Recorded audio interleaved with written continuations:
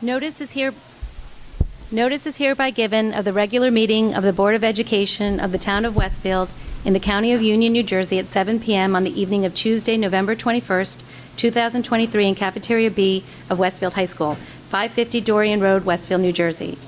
The purpose of the meeting is to transact the regular business of the Board and to transact any other business to come properly before the Board. This is to advise the general public and to instruct that it be recorded in the minutes that in compliance with Chapter 231 of the Public Laws of 1975, entitled the Open Public Meetings Act, the Westfield School Board on Thursday, November 16, 2023, caused to be posted at the Office of the Board of Education, located at 302 Elm Street, Westfield, New Jersey, and delivered to the Westfield Leader, the Star Ledger, the Westfield Library, Town Clerk of Westfield, Tap Into Westfield, and Patch.com, a meeting notice setting forth the time, date, and location of this meeting. Patty, can we have a roll call? Sahar Aziz, Here. Rob Bonaccio, Here. Kent Diamond, Here. Brendan Galligan, Charles Jelinas, Layla Morelli, Here. Sonal Patel, Here. Kristen Sonic Schmeltz, Here. Mary Wickens. Okay. At this time, I'd like to turn it over to our student representative. Oh, sorry. What? Flag salute. Sorry, we need to do the flag salute.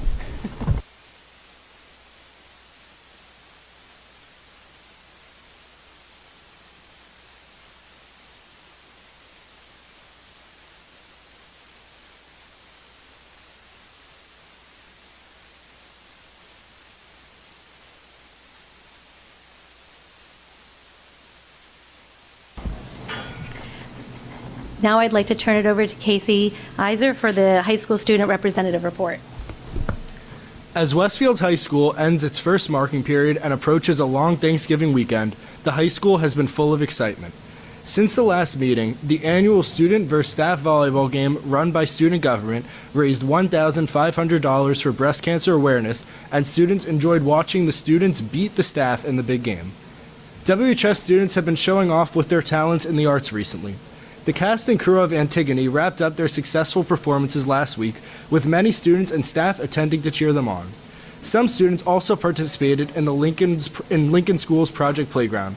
Jillian Almondral, Sophia Basadula, Mahika Dang, Erica Donahue, and Kai Patel deserve a special shout-out for putting their artistic skills to use designing inclusive signage for the newly renovated playground.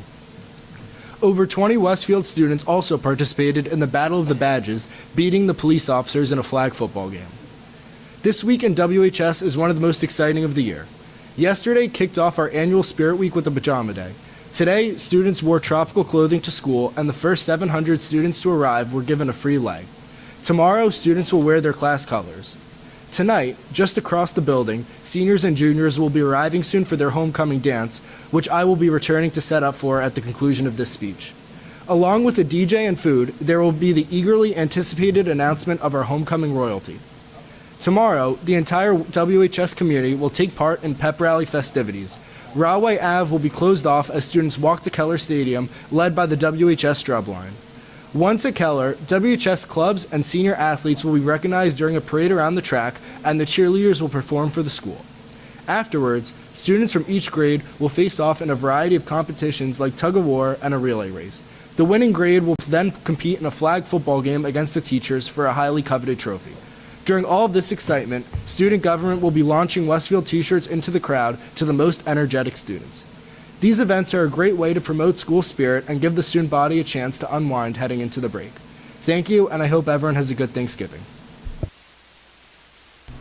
Thank you, Casey. Enjoy the homecoming dance. Okay, at this time, I'd like to ask for announcements. Kent? Yes. Congratulations to the cast and crew of our fall dramas at Edison and Roosevelt Intermediate Schools and Westfield High School. The performances were outstanding, well-attended, and greatly appreciated by audiences. A number of Westfield's older residents took advantage of the district's Golden Pass program to obtain free tickets to one of the high school performances, all expressing eagerness to see our talented students in action. I personally saw 2 of the 3 shows. Our kids are very talented. Secondly, on Wednesday, December 6th, parents and guardians of students in grades 6 through 12 are invited to meet their children's student assistant coordinator and learn how they support our students. This Parent Academy, which begins at 7 p.m. in the Westfield High School auditorium, will include a presentation on parenting in the social media era. Thank you. Thank you, Kent. Kristen? This is a reminder that the deadline to submit an entry for the 11th Annual Anti-Drug and Alcohol Palooza is Friday, December 1st. The Westfield High School Dream Team, along with the Albert Anthony Cahill Foundation and the Matthew Thomas Torriello Memorial Fund, hosts the annual Palooza with specific contests for elementary, intermediate, and high school students.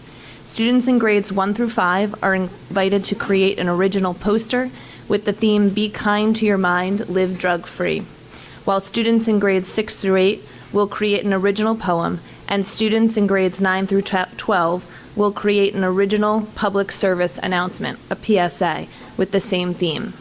Entry forms and instructions can be found under Health and Welfare on the Community Flyers page on the district website. Thank you. Thank you, Kristen. Sahar? 17 Westfield High School student athletes signed letters of intent to compete at the college level, signifying their accomplishments both academically and athletically. Congratulations to the following student athletes: Caitlin Cabrales, Jacksonville University Beach Volleyball; Ella Cadigan, LaSalle University Soccer; Joshua Carmagno, University of Lynchburg Lacrosse; Jack Chavez, Villanova University Baseball; Emily Constable, Vanderbilt University Swimming; Sofia Del Rocco, University of Florida Lacrosse; Giuliano Gallo, Johnson and Wales University Volleyball; Genevieve Gauthier, Oberlin College Volleyball; Kate Giglio, Hamilton College Soccer; Cody Lamb, Princeton University Lacrosse; Claire Logan, Duke University Swimming; Michael Marshall, Cornell University Lacrosse; Dan McGann, Denison University Lacrosse; Lucy Mineo, Marquette University Lacrosse; Marissa O'Connell, Yersinis College Soccer; Jack Paris, Muhlenberg College Lacrosse; and Sarah Chloe Weidman, Franklin and Marshall Volleyball. And I also want to just say a happy belated Diwali to the Westfield residents who celebrate that holiday. Thank you. Layla? The Westfield High School Marching Band wrapped up its 2023 season with impressive performances in back-to-back weekend competitions. The Marching Blue Devils competed on October 29th in the New Jersey Marching Band Directors Association State Championship at the College of New Jersey, placing second in Class AAAA, quadruple A, for the third consecutive year. The Westfield High School Marching Band also finished as one of the only 2 high schools in New Jersey to be named a Bands of America regional finalist for the 6th time before competing in the state championship. The previous weekend, the Marching Blue Devils earned several first-place recognitions at NJMBDA, a competition at East Brunswick High School. Thank you, Layla. Rob? Sure, I have 2. First, all Westfield Public Schools will be closed this Thursday, November 23rd, and Friday, November 24th for the Thanksgiving recess. Additionally, all schools will have an early dismissal tomorrow, Wednesday, November 22nd. The next regular public meeting of the Board of Education will be on Tuesday, December 19th in Cafeteria B at Westfield High School, beginning at 7 p.m. Meeting will be live streamed via the district YouTube channel, which viewers can access on the Board tab on the district website. The complete agenda will be available on Friday, December 15th, also on the Board tab. Thank you, Rob. At this time, I'd like to turn it over to Dr. Gonzalez for a report by District Administration. Thank you. When thinking about all that occurred during last meeting and the subsequent conversations I've had since then, I would just like to use my report this evening to share some reflections. As a school district, we strive to be prepared in times of crisis, to be proactive and not reactive, to ensure that proper safeguards are in place for everyone, and to support all of our students at all times to help them feel safe and heard. In my 25 years as an educator and administrator, I have never and will never waver in my commitment to these fundamentals. to the well-being of our students, both physical and emotional. This is always on top of my mind for our administrators, teachers, and staff. And now, more than ever, school districts are faced with unexpected challenges for which we don't always have an immediate answer. Global events, domestic, rapid advances in technology, all being among them. We will continue to address any crisis with urgency while remaining deliberative in our response and always mindful of the needs of all of our students. Now, in response to some of the concerns recently expressed, I want to say, as we have said previously on many occasions, but I understand more explicitly this evening, I want to be 100% clear that I, as the superintendent of schools, and the entire Westfield Public School District strongly condemns anti-Semitism, Islamophobia, racism, discrimination, and any acts of harassment, intimidation, bullying, hate, and terrorism of any kind. Hate has no place in our schools, in our board meetings, and in our community. When events transpire that impact our students, our team of professionals remain ready to respond. Our school counseling team, including our new student assistance coordinators, supports our students in many ways, both individually and collectively, as the situation warrants, in order to provide them with the space and the voice to express themselves safely. Our administrators and our educators provide age-appropriate materials, are provided age-appropriate materials by our curriculum and content specialists in order to help our teachers and counselors navigate difficult discussions in the classrooms. I am fortunate and grateful for the relationship that I have fostered with our Westfield Education Association to make sure that we maintain positive and open lines of communication to respond to any needs that our educators may have to help them help their students.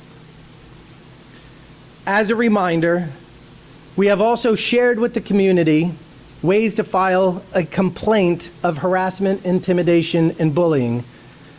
In my reports during board meetings, I've shared it, in principal weekly newsletters, and most recently in the October issue of the district's newsletter, which we've emailed to all parents and staff. This year, on the main website, on the main page of each school and the district, we've also included a direct link to the HIB reporting form. That was reported out back in September, so that our students, families, and staff at any point in time can report any concerns that they have related to harassment, intimidation, and bullying. Also new this year and included in the communication from our school principals was a notice of Speak Up for Safety, a new safety feature that provides an easy way for students in our intermediate and high schools to anonymously share concerns about school safety and the well-being of others. This is part of a newly implemented safety management system that we put in place at the start of the school year and shared with the community at the start of the school year. As we approach Thanksgiving and the holiday season, I just want to express my gratitude for a school community who is passionate about the well-being of our students. And I ask that we always remember to give generously the gift of kindness and compassion to one another. Thank you. That concludes my report. Thank you, Dr. Gonzalez. This time we'll move on to board committee reports. Rob, with curriculum instruction programs, please. Sure. The Curriculum Instruction Programs Committee met on November 6th, 2023. We discussed a number of items as part of our regular agenda and in response to questions that fall within the committee's role. First, we discussed recommended revisions to the district's policy regarding the education of children and youths made homeless and forced to move out of the district.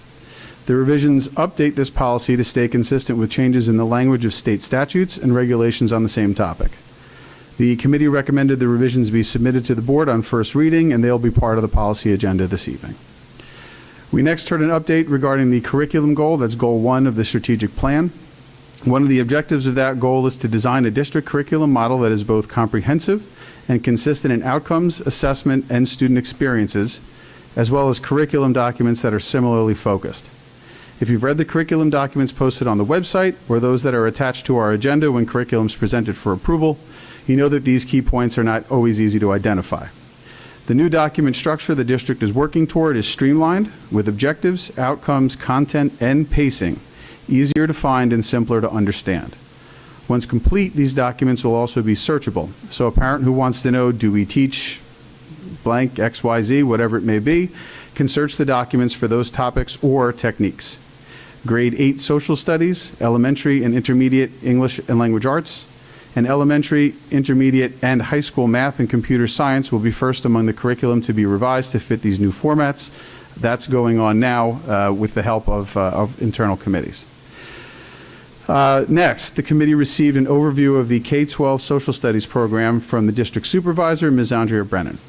At each level of instruction, Ms. Brennan provided an in-depth review of the standards, scope, and sequence of the curriculum, the goals and competencies it focuses on, compliance with state mandates, and an overview of AP participation. I'm going to try that in English. AP participation and scores. The presentation is accessible on the district's website. That's under District Communication, then Spotlight on Education, and then Information Series. You'll see the slideshow there. Just a few highlights. First, the curriculum as a general matter focuses on the core disciplines of civics and government, geography, economics, and history. In addition to facts and subject matter, the curriculum at all levels focuses on developing students' critical thinking, communication and problem-solving skills, encouraging them to think carefully about and look deeper into source materials, and to think critically about historical events in context and communicate regarding difficult issues and concepts. Finally, on the AP, I want to highlight that Social Studies offers 4 AP courses. 231 AP exams were taken in 2023, and the average score was 3.38 on those exams total. Finally, the board received a number of questions and concerns regarding support being provided to students and faculty in addressing the terror attacks in Israel and the subsequent and continuing violence in Gaza. By way of brief summary, what was reported back to us.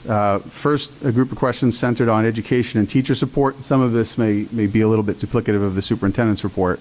First, the violence in Israel and the Middle East has been a topic of discussion in the meetings of multiple departments within school buildings and at multiple grade levels. In addition to sharing resources, teachers were provided licenses to online information and coursework to help their instruction and answer any questions that students may have had. Many of these resources were collected and shared with high school faculty and students via communication from the principal and joined in a central location for access by students, faculty. The district has also received significant and regular support from Dr. Adara Goldberg, Director of the Kane University Holocaust Research Center and Council for Global Education and Citizenship since October 9th. Dr. Goldberg has been a longtime partner of the district in creating its Holocaust and Genocide Studies curriculum and the interdisciplinary ELA and Social Studies course taught to 8th grade students on that same topic, which is upcoming. Dr. Goldberg has been part of both staff and department meetings and has made herself available to teachers of all grade levels to assist in discussing this difficult topic. The high school's No Place for Hate committee has conducted its own discussion, moderated by a member of the high school faculty, and provides and continues to provide both resources, support, and is planning future programming to students. Other questions centered on counseling and support. The committee had asked for data regarding attendance, HIB, and counseling incidences in connection with reports we were receiving that students were concerned for safety in schools. Positively, as reported to the full board, the data so far reflect no increase in absences, HIBs, or counseling requests thus far. Recognizing that students may not always express their concerns outwardly, the counseling department has proactively created office hours and offered group meeting times for students to have an opportunity to drop in and discuss any concerns they might have. Counselors have been and will continue to provide the same opportunities and direct contact for faculty who may observe students in need of assistance or who may have questions of their own. I also had a piece on the HIB reporting, but that was covered already. I won't repeat that. Overall, we encourage parents to reach out directly to teachers, principals, and department heads, as well as your students' counselors regarding concerns, and for more information on the district's ongoing work, which will remain part of our committee's agenda going forward. Up for approval tonight, on tonight's agenda, are 2 items. The first are 5 field trips to be taken by intermediate and high school orchestra students, high school prep and bridge students, and students in the gifted program at Edison. The second are for 2 intern or student teaching candidates. Next meeting scheduled for December 4th, 2023, where a presentation on world languages and ESL is anticipated. Thank you. Thank you, Rob, for that detailed report. Does anybody have any questions? Just let me know, and I will make a list. Go ahead, Sarah. Thank you. Thank you, Rob, for that summary. I just wanted to, I have a couple questions, mainly just to confirm that we're putting in practice what Dr. Gonzalez stated, which I appreciated his comments. The first is, we received a lot of emails from parents of various religious backgrounds, various ethnic and racial backgrounds, parents that self-identify as Jewish, parents that self-identify as Muslim, Palestinian, Arab. We have a diverse community. And so I wanted to just make sure, I'm delighted that we are focusing on anti-Semitism, which we've been focusing on before October 7th. But there are also violent acts happening against Palestinians in Gaza, and there are many Palestinians who have family that have been killed, some of them in the tens, counting. And so I just want to make sure that the education that we're providing and the counseling that we're providing accommodates the various backgrounds of people who are affected by the violence in Gaza against Palestinians, as well as the violence against Israelis in Israel that occurred on October 7th. But what's happening in Palestine is unfortunately continuing the violence. So I just want to make sure that we are doing that. I'm glad we have Dr. Goldberg. I'm glad she's focusing on Holocaust and genocide. I mean, genocide is a very timely topic right now in Palestine. So I'm curious, are we also relying on experts who can provide the experiences of Arabs and Palestinians and Muslims who are experiencing Islamophobia, not as a zero-sum game, not as a way to counter what we're doing on anti-Semitism, which we should be doing, but more as a supplement and to complement our no take on hate, or no place for hate, no place for hate, which includes combating discrimination against all forms of discrimination against all people. Thank you. The answer to that question is yes. The presentation to the committee was very clear that it was not exclusive to one group, one anything. It's our main concern overall is the safety of students and to educate them about the full circumstances that are going on in the Middle East, and the curriculum and some of the examples that were presented to us showed that. Thank you. Report by Finance and Facilities. Kent? Thank you. The Fun-Filled Finance and Facilities meeting happened last Friday. A few updates. On the Edison Fields, a couple of our custodians have completed the first training class at Rutgers University. They're going to continue through this series of field maintenance. The next course their take is related to softball and baseball field maintenance. At the end of the classes, they get a certification. So moving forward there. Next, we have Roosevelt facade. Work continues there. It's still underway. Phase 1 is expected to be completed by the end of December. And then the last update is we talked about the 24-25 school budget, which Patty and all her crew are having fun building and getting ready. Patty has some calendar dates for us. So in the Finance and Facilities folder, you'll see that I put in the tentative budget calendar for 24-25. It's not finalized yet because, as we know, last year the state did change the date for the election sometime, I think it was towards the end of December. So I'm only going by what is statutorily there right now. But the schools and different supervisor groups have completed their budgets in our software system. So now I'm putting all of that information together. Our first budget presentation is scheduled for January 23rd. That's the first meeting after the new year. And it will continue like last year, where every meeting we will have a budget presentation leading up to our election, which I believe will be April 16th, pending state confirmation. Right now, when we're running budget models, we are still exceeding the 2%. It's somewhere between 4 and 5%, but again, we don't have state aid numbers. We're still in a tentative outlook right now. So we're working on it. We're working through all the information that was just put in. And as we get more, the presentations will evolve like they did last year. But please take a look at the budget calendar that's put in Finance and Facilities and let me know if you have any questions. Thank you. That's it for Finance and Facilities. I have a question. Go ahead, Sahar. Thank you, Kent.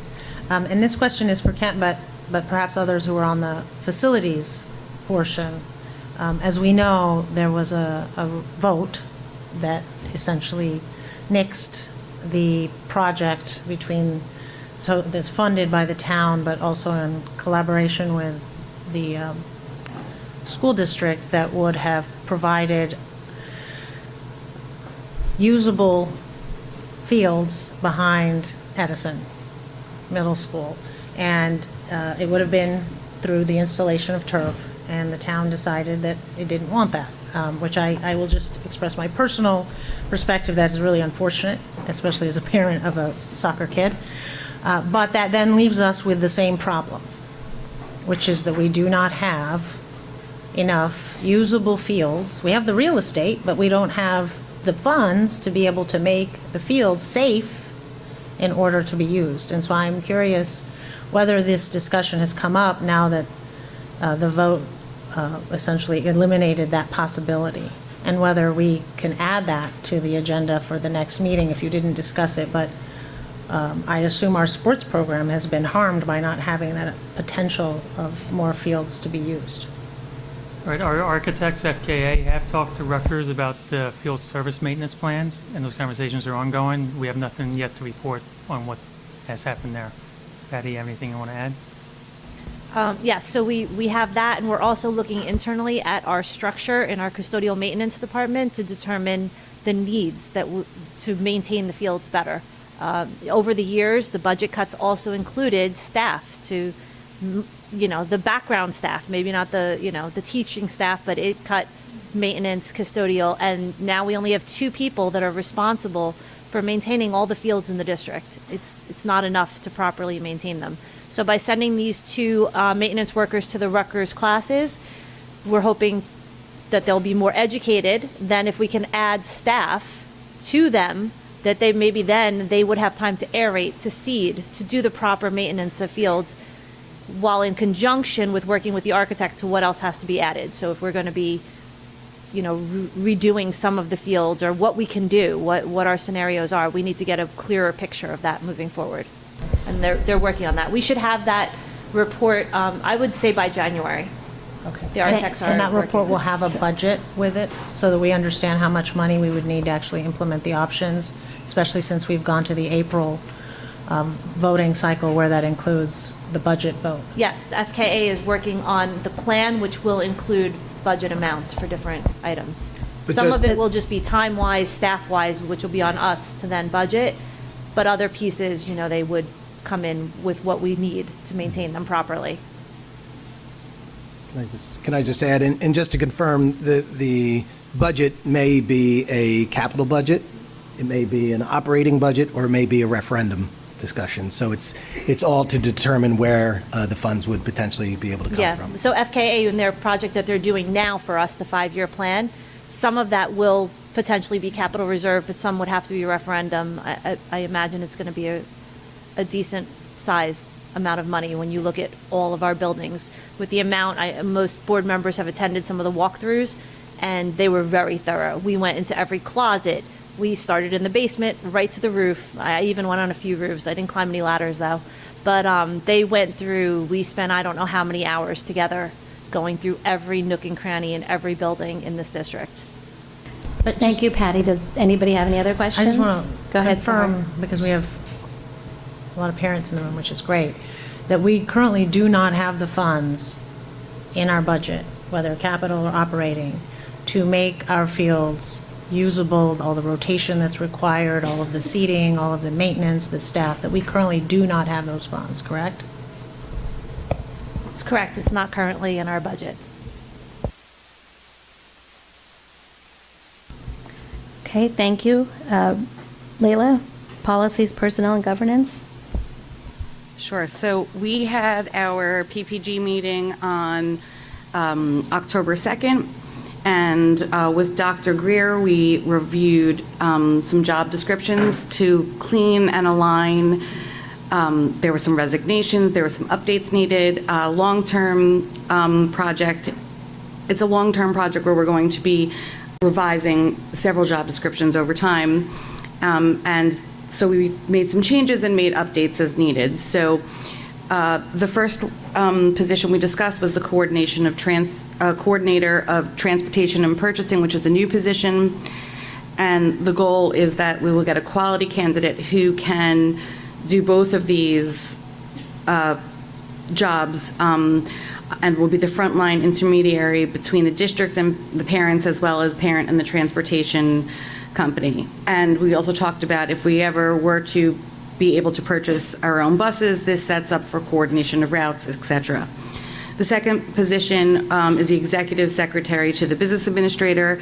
This was revised to assure that the descriptions matches the job.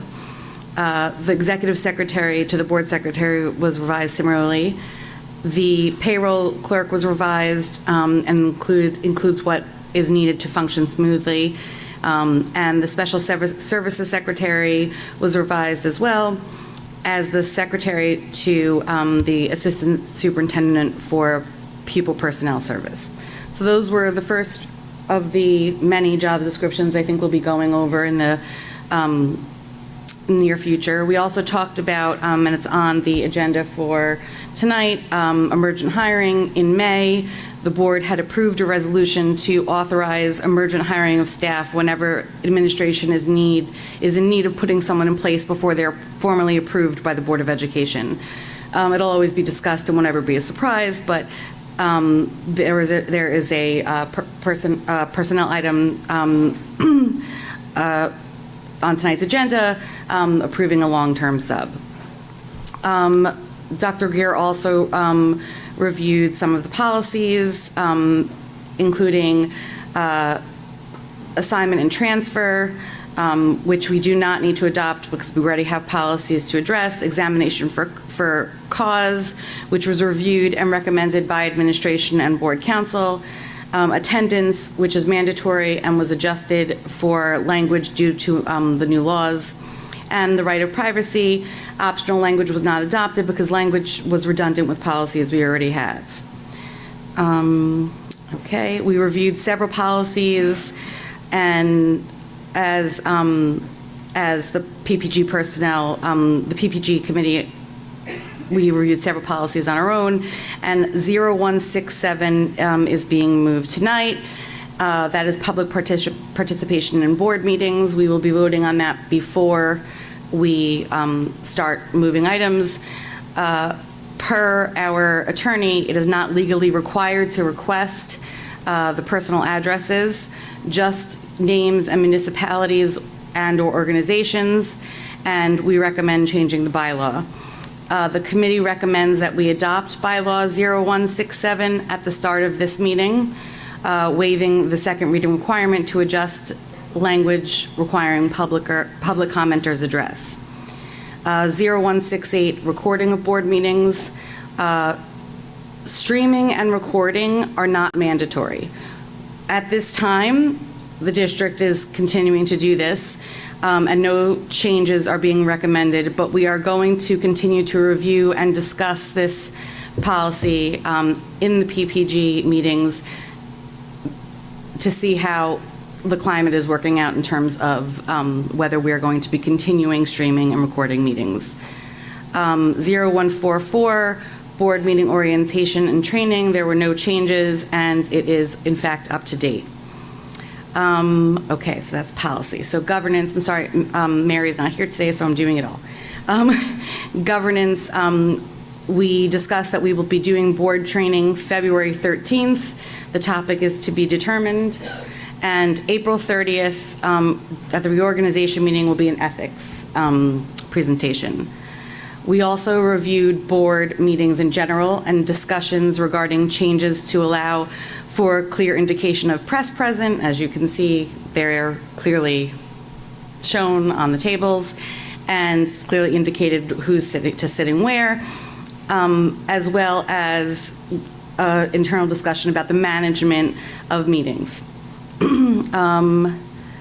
Our next meeting is December 7th, and that was a lot, so let me know if you have any questions.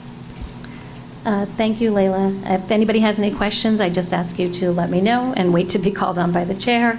Go ahead, Sahar. Thank you. So I wanted to ask about why we're following this procedural irregularity, which is not to go through the first reading and then the second reading for 0167. If this is our normal process, and so I'm uncomfortable with the fact that we didn't get a chance to review the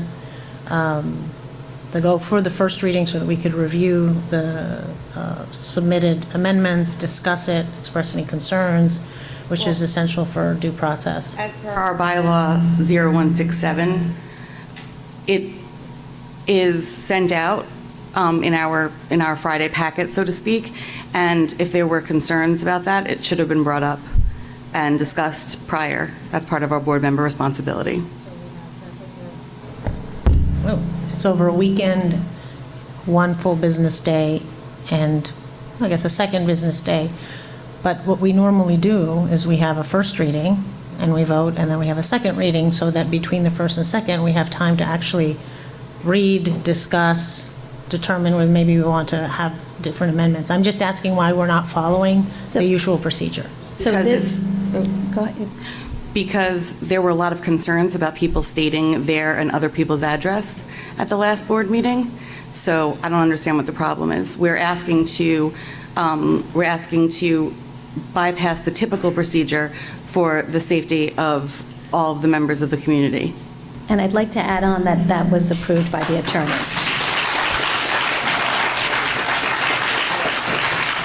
So I'm glad that you care about the safety of the community. I do too. I also care about my family's safety, You are part of the community. particularly when we had a doxing issue. Hold on. If anybody has anything they'd like to So- say, I'd like to ask that you let me know, Yeah, and I know you that. wait to be called on by the chair. I'm sorry? It is on. Again, I'm just simply making the point. Sahar, that can we're you not please wait following. until you're called on, please? I think we've addressed this topic. There is the reason for everybody's safety and security. It is not required by law, which is why we are requesting to remove it prior to public comment for the sake of everybody here. Everybody. Sonal? I have a question. Dr. Gonzalez? But just with regards to the specific question about why we're suspending it for this case, so there are times similar to in September or prior to September when there were two policies relative to requirements set forth by the state that had to be in place by September 1st.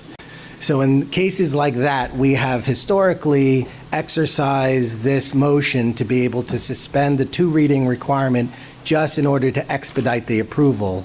And in that case, it was required by the state in order to do it. And in this case, as being referenced, in order to expedite the approval prior to the start of this meeting, that was the recommendation.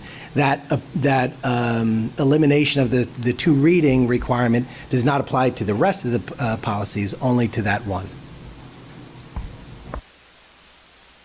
Does anybody else have any more questions? Thank you. I'm noting the procedural irregularity. I'm glad that you care about the safety of the community. I want to clarify the record that the last meeting, which was the impetus behind the change, was a meeting where people in the audience were extremely hostile and aggressive towards me, and I was doxxed. And so if we care about the safety of the community, we have to care about everybody's safety and community. And even if you may not believe that me and my family are a member of your community, we are. So I would hope that people would be concerned with the safety of everybody. But point of privilege, you're part of the community. So it doesn't need to be about you in specific. It's community as a whole.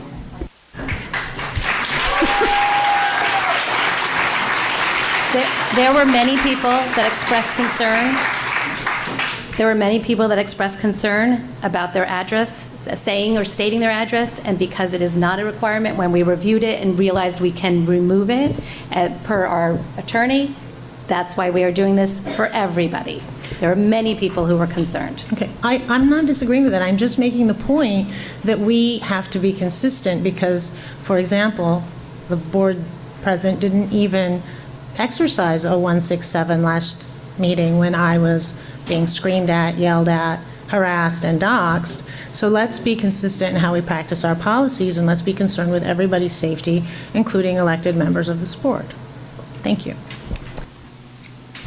Thank you.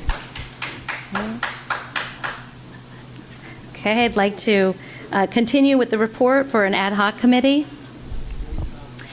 The ad hoc committee, consisting of myself, Vice President Rob Bonaccio, Leila Morelli, and Christixana Schmeltz, we reconvened with Dr. Gonzalez earlier this month.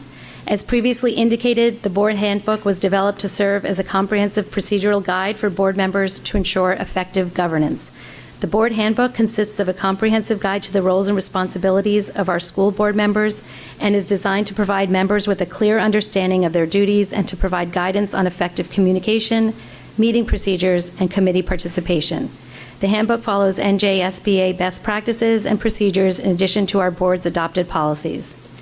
During our meeting, we reviewed and discussed all board members' comments and feedback, then incorporated changes as needed. The recommendation from the committee was to place the handbook on the November 21st agenda for approval with a resolution indicating that the handbook will be reviewed and approved annually during the reorganization meeting in May. The handbook was redistributed to members last week. Members were again encouraged to review the handbook prior to tonight's meeting.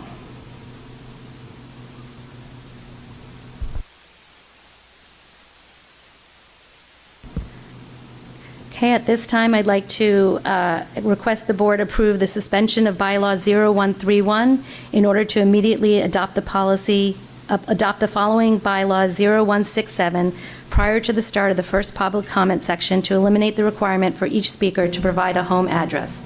Can I have a second? Second. Thank you, Kent. Have a roll call? Sahar Aziz, No.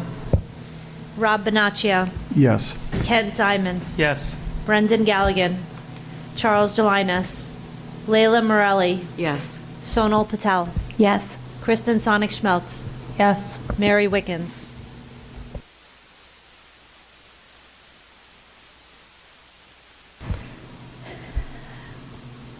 During this portion of the meeting, district residents and staff are invited to address the Board of Education on agenda action items only. The board requests that individuals state their name, municipality of residence, and group affiliation, if applicable, for the record, the specific action items they are commenting on, and asks that all remarks be directed to the board president. The board asks that members of the public be courteous and mindful of the rights of other individuals when speaking. Specifically, comments regarding personnel matters are discouraged and cannot be responded to by the board. Students and employees have specific legal rights afforded by the laws of New Jersey. The board bears no responsibility, nor will it be liable for any comments made by members of the public. If a matter concerning a district staff member is of interest or concern to a resident, the matter should be referred to the responsible building principal, superintendent of schools, or the Board of Education, either by telephone, letter, or email. Although the board may not respond to items raised during the public forum, all public comments will be considered.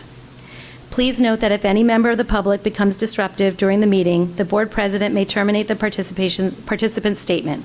Continued disruptions may result in removal from the meeting or adjournment of the meeting.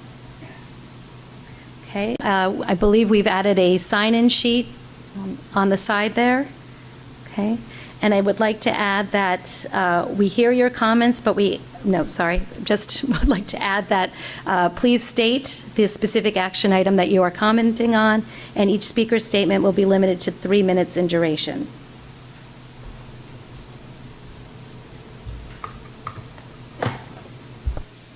Hi, I'm Janice Rappaport from Westfield. I'm speaking on the agenda item C, personnel, regarding approving Anna Munez for DEI coordinator. I want to make sure the DEI role will include fighting anti-Semitism and that it is added to the written formal job description. Anna Munez should only be approved if she commits to including significant programming regarding anti-Semitism within the DEI curriculum. We are all aware of the increased anti-Semitism that's been happening on college campuses since the terrorist attacks by Hamas in Israel on October 7th. NYU, Cornell, Penn, Syracuse, to name a few. Death threats, intimidating marches, Israeli flags being ripped and stolen, posters with Jews in garbage cans. DEI programs intend to foster appreciation of the full range of diverse identities and needs to include the Jewish identity. Recently, there's been increased interest in expanding DEI programs, not just to reduce social inequality, but also to fight the systemic injustice that leads to it, systemic oppression. Jews have endured thousands of years of oppression, including one of history's largest genocides, and today suffer more hate crimes in the U.S. than any marginalized group except African Americans. However, Jews are currently not viewed as oppressed at all within a DEI framework. In May 2023, the White House released the U.S. National Strategy to Counter Anti-Semitism. It urges higher education institutions to integrate anti-Semitism awareness and training into their DEI programs. Westfield needs to do this at the K-12 level.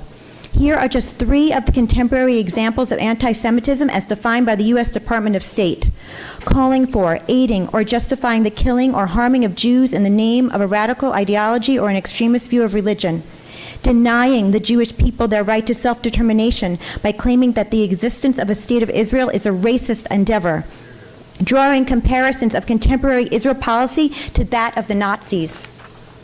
Many DEI staff themselves harbor horrific anti-Israel sentiments.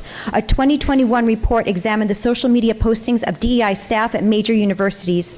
Drawing heavily on ideologies within most DEI programs, these postings portrayed Israel as a racist, settler colonial state, linked the plight of Palestinians to the struggles of oppressed minorities in America, and implied that it was the duty of anti-racist activists to support the liberation of Palestine with "from the river to the sea," a rallying cry for the elimination of the Jewish state. DEI programming is giving a pseudo-intellectual and seemingly moral framework which to spew hatred, which is resulting in anti-Semitism on college campuses. If Westfield includes strong programming against anti-Semitism in the DEI curriculum, we can help reduce anti-Semitism not only in our town, but also as students head into college, they're more likely to be upstanders fighting anti-Semitism instead of being part of spewing hatred as a result of improper DEI programming. Please hold off on approving Munez until there is written confirmation that anti-Semitism will be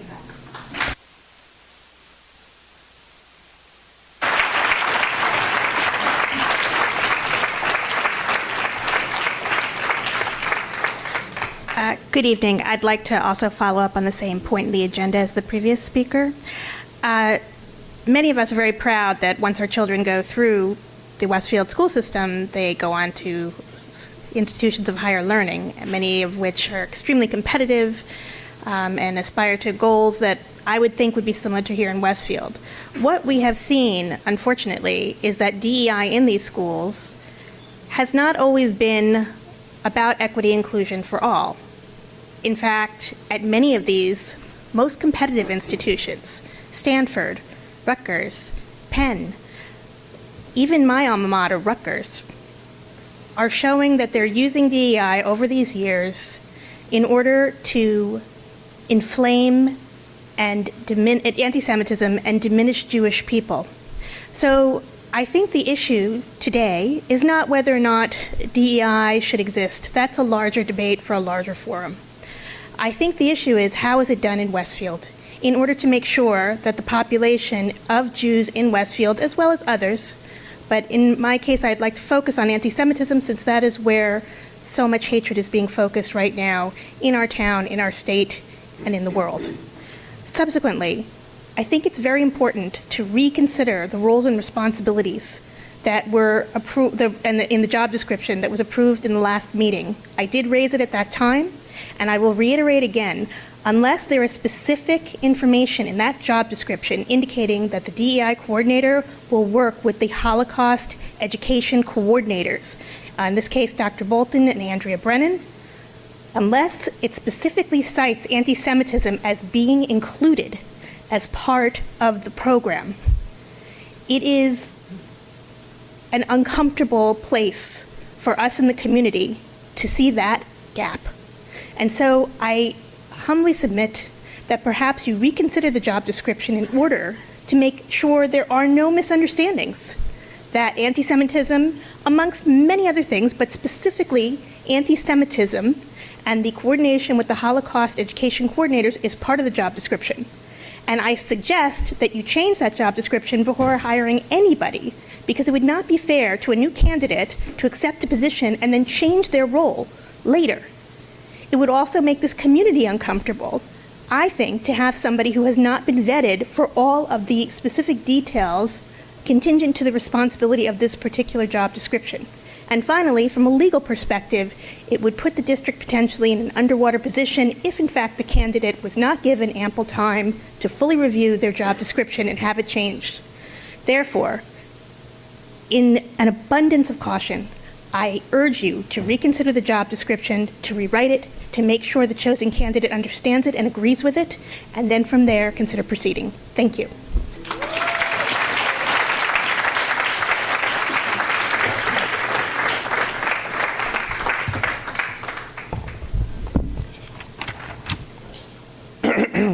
Kyle George, Westfield. I want to talk about personnel section item C, in particular the appointment of a DEI coordinator. I spoke about the creation of this position at the last BOE meeting. Before I begin, I need everyone to challenge their preconceived connotation of what DEI means. Of course, we want our schools to be inclusive and provide equal opportunity. This can be achieved by instilling the golden rule as a core value. What I'm talking about tonight is institutionalized DEI ideology, frequently proffered by dedicated positions like this. Positions that K-12 has now inherited from places like college campuses. Institutionalized DEI has failed to protect Jews. These kinds of positions have objectively failed to unite us, failed to reduce anti-Semitism, and even worse, they shield anti-Semitism and other bad ideas under the guise of inclusivity. This is a moral failure, and we can't let it happen here in Westfield. Just look at all the college campuses nationwide, places like Harvard and NYU, where pro-terrorist rallies continue to be held celebrating the rape and murder of innocent Jews, while chanting, "From the river to the sea, Palestine will be free," a phrase that expresses genocidal hope for the annihilation of Israel and the Jews who live there. College campuses have had embedded CRT and DEI for years. Is this what DEI looks like? Rutgers Law School recently suspended its Student Bar Association after they attempted to target Jewish law students. As Barry Weiss said about DEI in her November 9th piece published in the Free Press, and I quote, "In theory, all three of these words represent noble causes. They are, in fact, all causes to which American Jews in particular have long been devoted, both individually and collectively. But in reality, these words are now metaphors for an ideological movement bent on recategorizing every American not as an individual, but as an avatar of an identity group, his or her behavior prejudged accordingly, setting all of us up in a kind of zero-sum game. We have been seeing for several years now the damage this ideology has done. DEI and its cadre of enforcers undermine the central missions of the institutions that adopt it. But nothing has made the dangers of DEI clearer than what's happening these days on our college campuses, the places where our future leaders are nurtured. We see students and professors immersed not in facts, knowledge, and history, but in a dehumanizing ideology that has led them to celebrate or justify terrorism. It is there that the hideousness of this worldview has been on full display over the past few weeks," end quote. The worldview of institutionalized DEI that Weiss speaks of is this: oppressor versus oppressed, race obsession instead of colorblindness, identity instead of ideas, denunciation instead of debate, and mob rule instead of rule of law. And we've seen that Jews are not included in the institutionalized DEI worldview. But everyone, not just Jews, should be worried. As Weiss wrote, quote, "It isn't only Jews who suffer from the suggestion that merit and excellence are dirty words. It is strivers of every race, ethnicity, and class," end quote. How are you going to make sure that strivers, students who put in more effort, are supported and encouraged? Finally, as I said last time, just look at who's pushing DEI. The biggest pusher of DEI on this board is Rutgers Law Distinguished Professor of Critical Race Theory and anti-Israel tweeter Sahar Aziz. That should tell you something.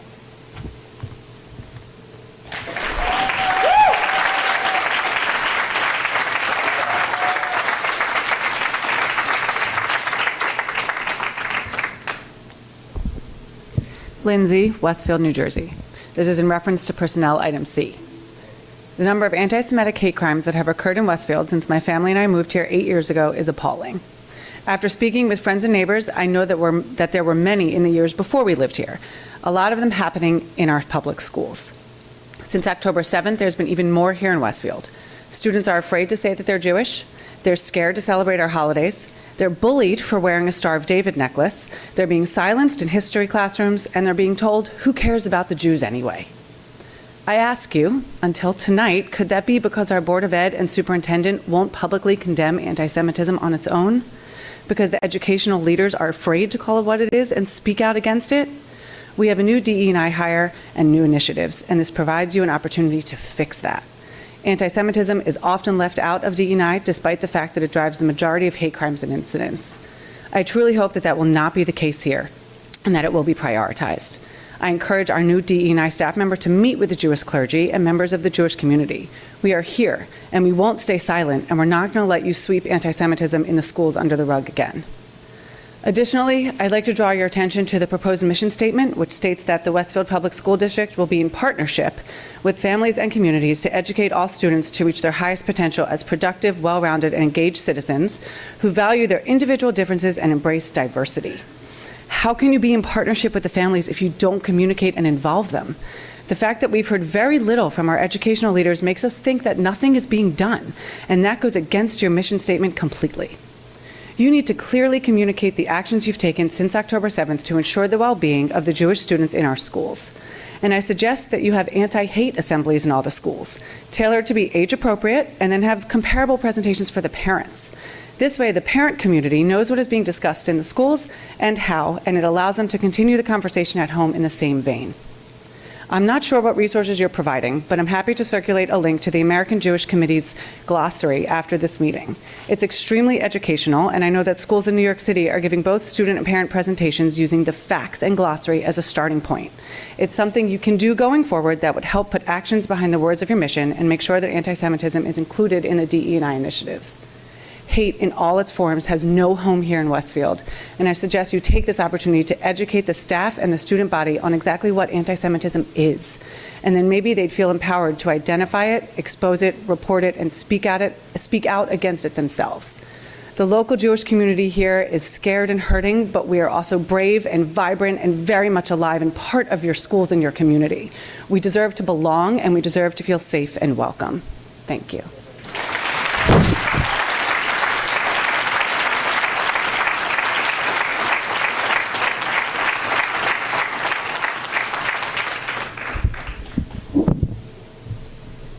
Good evening. My name is David Krieger. I am a senior attorney at a federal civil rights and education agency. However, I speak tonight in my private capacity as a Westfield resident in support of the proposed mission statement. I'd like to share why striving for student citizens who value their individual differences and embrace diversity should not only be adopted, but unabashedly acted upon by our educational leaders. Shortly after the October 7th terrorist attack, my wife and I decided we would share an age-appropriate version of what happened with our first-grade daughter. After processing what we told her, our daughter told us something that broke our hearts. I don't want to celebrate Hanukkah anymore. This was not the age-old struggle of a Jewish child being envious of Santa. Sadly, this was our daughter, and her first known encounter with anti-Semitism, repudiating her religion in fear of being Jewish. We quickly pivoted to stories about Rosa Parks and reminded her that sometimes people are wrongly targeted because of the color of their skin, what they believe in, or where they live, and that this was true too for Jews. We told her that we have to be brave, and we were so proud when days later, on her own initiative, she wore her Star of David necklace to the JCC's Day of Solidarity for Israel. I hope I am wrong, but I suspect many Westfield Jewish and Muslim students are struggling to make sense of world events since the October 7th terrorist attack. Whether students have regressed in school or are too fearful to celebrate their individual differences, if the district's altruistic mission statement is to mean anything at all, it begs for not just age-appropriate curricular actions that I was pleased to learn about more tonight, but also cultural immersion to prop up our students in solidarity with our families and communities while there is war and unrest. And while I truly appreciated Dr. Gonzalez's update and the board's curriculum report tonight, I have not observed any specific district-led initiatives or announcements, at least at the elementary age level, to celebrate Jewish or Muslim students' sense of self-identity or culture these past few weeks. I know our teachers want to be there for our children, but it is up to district leaders to lead by example to embolden our teachers during this delicate time. I encourage others to share your story how students are coping since October 7, so the district understands the impact and need for action. And I not only encourage the board to adopt the mission statement, but I implore the district to truly live by it. Thank you.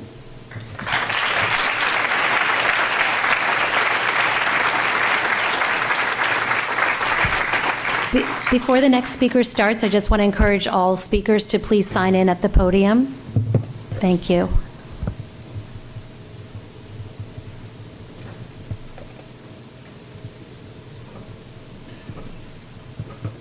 Okay. Good evening, Dorota Westfield. It's in regards to the board's handbook, staying current. I am a mother of a Westfield High School sophomore who also happens to be AI victim, confirmed a few weeks ago by the administration of Westfield High School. And I am not here to speak of the incident per se, but rather to address my concern with lack of current guidelines in our policies and nothing in the handbook. Is there a way to make it louder? To the mic? Okay, maybe I hold it.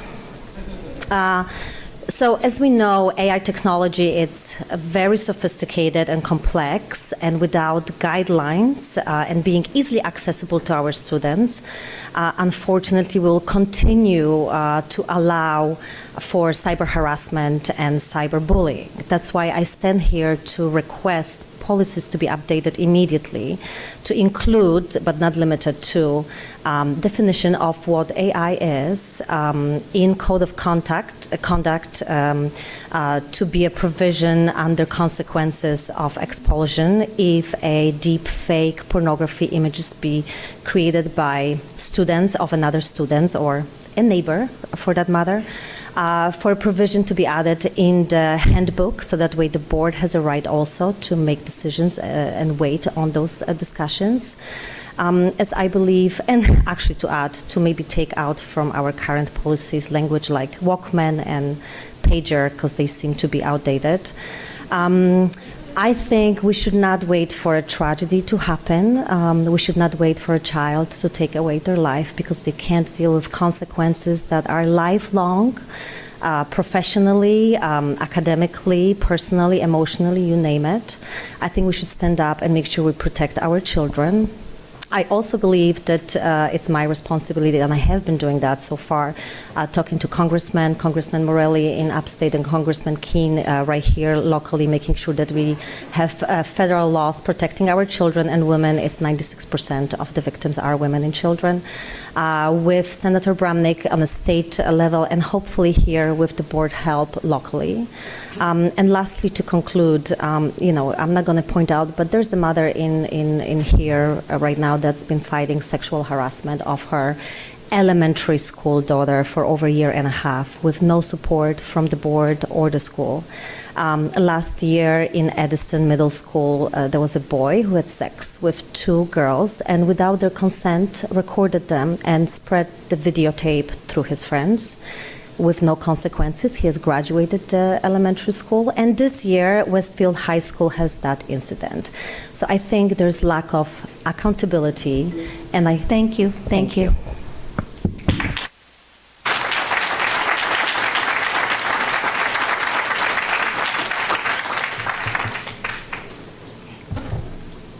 Hello. Sorry. And please sign in. Yes, I will sign in.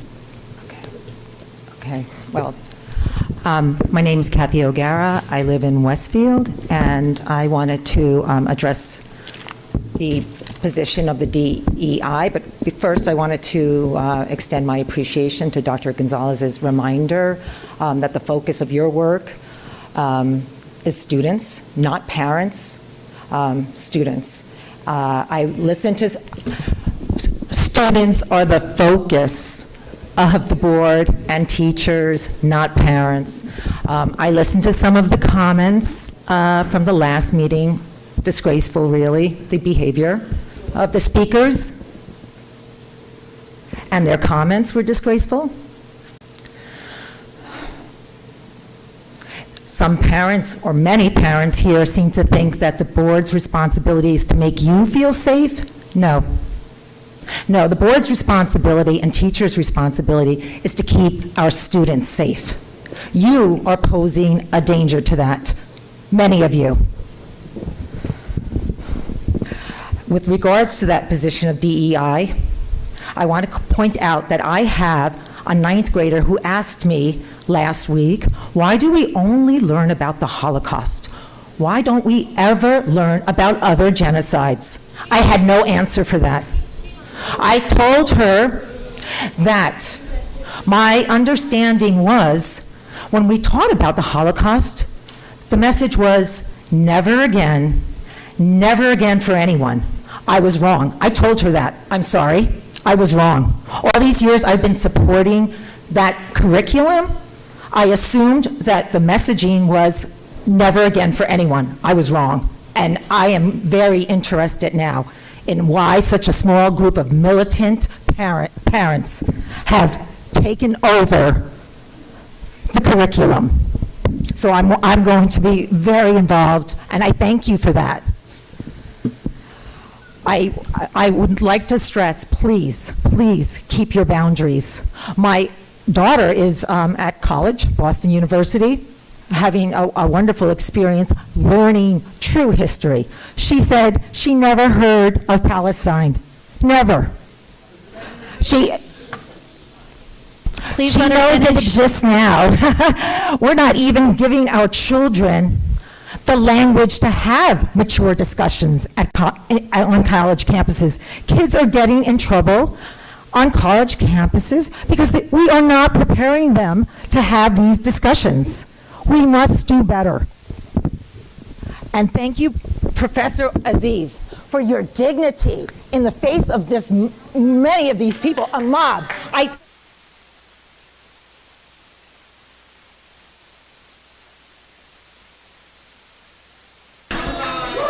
Before we continue, public comment is for all of the public to be able to speak, so please give everyone their time when they are up there.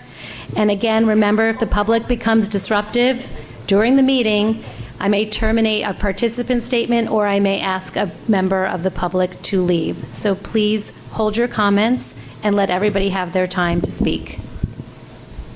Please sign your name so that we can start. Thank you. I did. Okay, regarding the approval of that DEI coordinator, I would like to ask that DEI be pushed aside a little bit from, according to Dr. Gonzalez, that it's going to be pushed more and more. To me, DEI is about arrogating power to a movement that not only threatens Jews, but America itself. Decades ago, I remember hearing about this nameless niche ideology that seemed to contradict everything we were taught as a child. Had I not been a Jew, I may not even have noticed any of this. But as a Jew, I can see the Jews have been written out of this equation. And I could go into time and time again where they were considered a minority but not covered under this DEI umbrella. What I noticed was that the whole system rests on an illusion. The new worldview that is forced upon us is not only at the universities, but now being pushed K through 12. It replaces basic ideas of good and evil with a new rubric. It replaces colorblindness with race obsession, ideas with identity, debate with denunciation, persuasion with public shaming, the rule of law with the fury of the mob. People were to be given authority in this new order, not in recognition of their gifts, hard work, accomplishments, contribution to society, but in inverse proportion to the disadvantages their group suffered as defined by radical ideologues. I've watched the saturation of DEI into our education for years now. And as I've tried to sound the alarms, I've been met with, don't be so hysterical, it's going to dissipate, it's not so great, but wait. Well, as we can see, it's not going anywhere. This inverting worldview has swallowed crucial sense-making in every institution of American life. You see it in the newspaper, medical schools, law schools, media, every corporation. And now it's here, inside the high school and way down to the elementary schools. And even Jewish communities, we've welcomed it. And I've seen hundreds of Jews rushing to be good allies in the fight for equal rights. However, we see those rights are no longer presumed alienable or equal and only handed out rather than protected. The dangers in a worldview that measures fairness by equality of outcome rather than opportunity is dangerous. While diversity, equity, and inclusion are noble causes, the reality is we are bent on being identified as no longer an individual, but as a group. We can now see the damage it's doing. We can see what's happening on the college campuses. Is this where our future leaders are nurtured? A dehumanizing ideology that's led professors and students to celebrate and justify terrorism. As a Jew who is clearly omitted from institutionalized DEI, the answer is not to beg to be included in the ranking in the ladder of victimhood. As a Jewish community, we've always stood for the powerful opposition to racism with pride and stood by our friends when we needed them. But where are they now? DEI does not like or believe in America values. It calls itself progressive, but doesn't believe in progress. It demonizes our hard work, our merit, our family, and the dignity of the individual. Please think twice before pushing it on our children.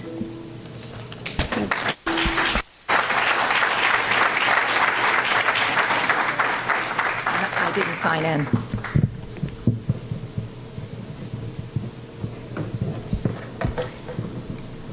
There we go. I'd just like to remind speakers not only to sign in, but please state your name and municipality for the record.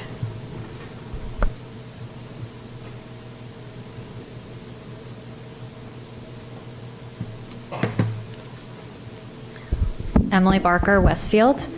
I wanted to speak on the DEI hire, item C, personnel. In my nearly 15 years as a resident of Westfield, I'm well aware that the overwhelming majority of school and town bias incidents have been directed at the members of the Jewish community.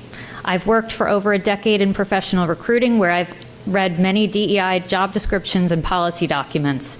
They've been pretty consistent in terms of which communities DEI policy seeks to protect. These communities are African American, Hispanic, and Native American populations, period.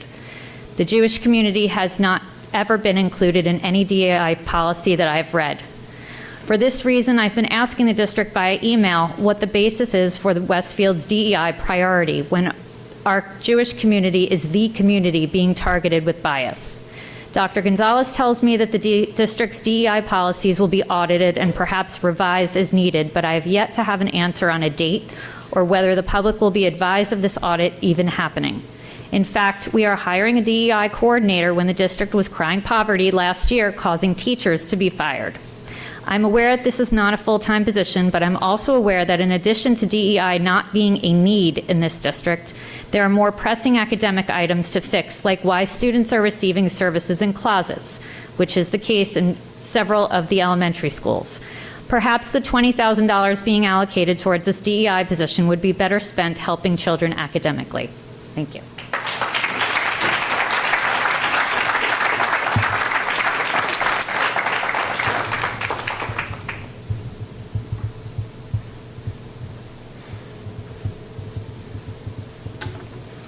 Hi, my name is Becca Reisman from Westfield.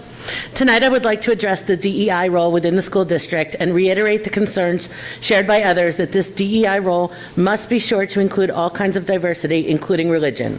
So often, because many American Jews appear white, we are not included in DEI programs. However, anti-Semitism has increased over 200% since October 7th. And even before that date, 60% of religious hate crimes were committed against Jews in 2022, even though we are just 2% of the U.S. population. DEI programs, while of huge importance in the fight against racism, seem to have the effect of increasing anti-Semitism.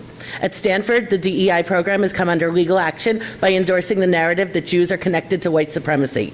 By grouping Jews as a class of people identified by religion and not culture, and then inaccurately as all white, and further as white oppressors, many DEI programs do nothing to help Jews feel included. They fail to recognize that the demonization of Israel is felt personally by American Jews, as Israel is our home. Her people are our family. It is a place every one of us identifies with as part of our Jewish culture, and denying its right to exist hurts us at the core. As a liberal Jew, having marched for a variety of other groups over the years, I feel let down by DEI programs and their leaders that label Jews as white oppressors, blame us instead of Hamas and other terror groups for the travesty happening in Gaza. This blame and the calls for the eradication of Israel are anti-Semitic, and your Jewish students and staff deserve to be protected from hate crimes. Adding work against anti-Semitism must be a focus of this new position. I'll leave you with a quick story. My daughter and I were shopping for some synagogue-appropriate clothing at Marshall's this weekend. She picked up a dress to show and asked, "Is this good for church?" She's gone to shul most weeks and she's 2 years old, so I was confused. She explained that in public she's scared to say she's Jewish now. She's 11. For this reason, I call on this board to ensure that your Jewish students and staff are considered within this DEI program. It is crucial that if we as a community invest in DEI here in Westfield, that it becomes a tool to help all of our children and all of our staff.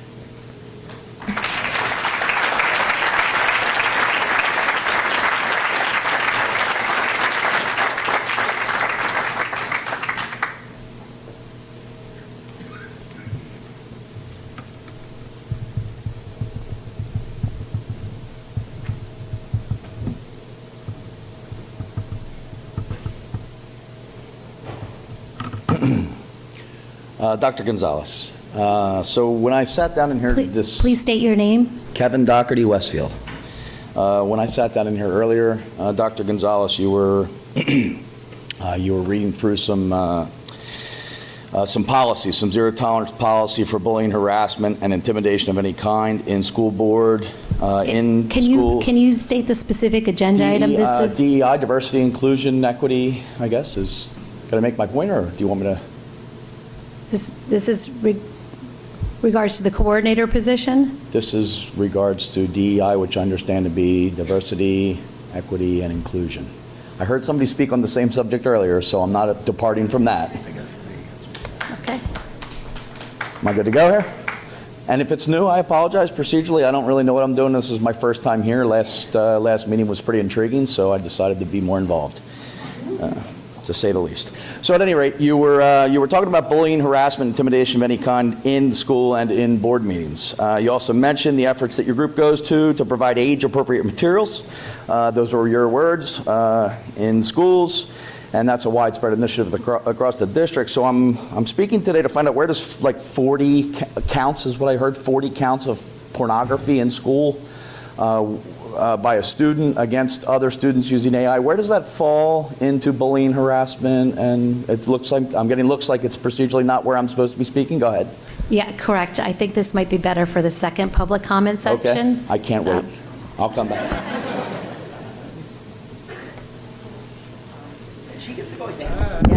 Well, you took some of my time because you wanted me to sign in, but you had the clock going.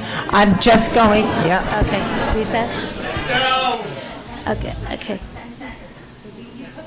10? 10 seconds? Should I give her 10 seconds? What's that? Should I give her 10 seconds? It's up to you. Okay, thank you. Please finish your statement. I appreciate that, yeah. There's this sense that anti-Semitism is on the rise, but I think other hate crimes go unreported. And I do believe in this town, we only had one physical assault over a hate crime, and that was, I was assaulted. Thank you for your time. At Thank a you for your Palestinian, time. yeah. Your time is up. So other Thank you people very are much. getting. Thank you for your time.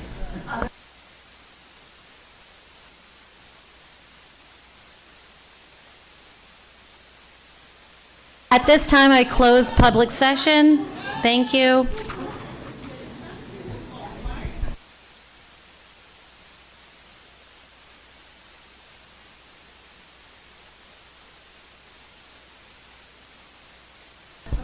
Okay. Okay, I'd like to approve.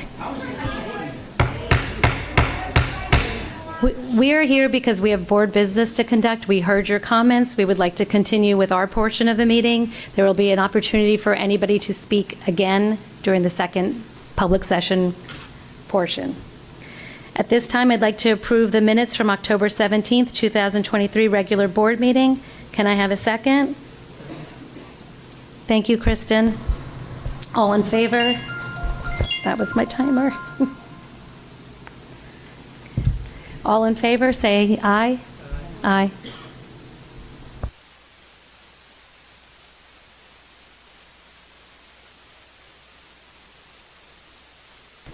Okay, at this time, we'll move on to our board action agenda items. Rob, governance? Sure, I'd like to move governance items A and B for approval. Do I have a second? Kent? With that second, board item B is in regards to the handbook that was described, and since it's the first time we're doing this, I wanted to read into the record the following resolution, which we're seeking approval for. Whereas the Westfield Public Schools Board of Education is responsible for the governance of the Westfield Public School District, and whereas the board recognizes the importance of establishing and maintaining clear and effective procedures for governing the school district, consistent with board bylaws and the New Jersey School Ethics Act, and whereas the Board of Education Handbook has been developed to serve as a comprehensive procedural guide for the board members to ensure effective governance, and whereas the board has reviewed and considered the contents of the handbook, finding it to be a valuable resource and best practice for conducting its affairs and for the overall governance of the school district, and whereas it is the board's responsibility to ensure that the handbook remains a current and relevant resource, and that all applicable bylaws, policies, and procedures are followed consistently. Now, therefore, be it resolved that the Board of Education of the Westfield Public Schools does hereby adopt the Board Handbook as a procedural guide for governing the school district effective immediately upon passage of this resolution. And be it further resolved that the Board of Education shall annually review the contents of the Board Handbook to ensure its accuracy, relevance, and effectiveness, and approve it at the annual reorganization meeting. And be it further resolved that the Board of Education authorizes the superintendent of schools to make any necessary updates or revisions to the board handbook to reflect changes in law, district policy, or other relevant factors, provided that such changes are reported to the Board of Education for its review and approval. And be it further resolved that a copy of the adopted board handbook shall be distributed to each member of the Board of Education and to key administrative personnel within the school district.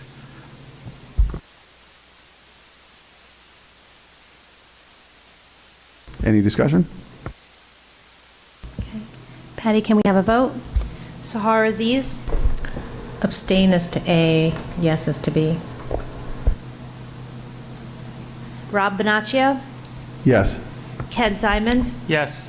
Brendan Galligan, Charles Gelinas, Layla Morelli, Sonal Patel, Yes. Kristen Sonic-Schmeltz, Yes. Mary Wickens. Okay.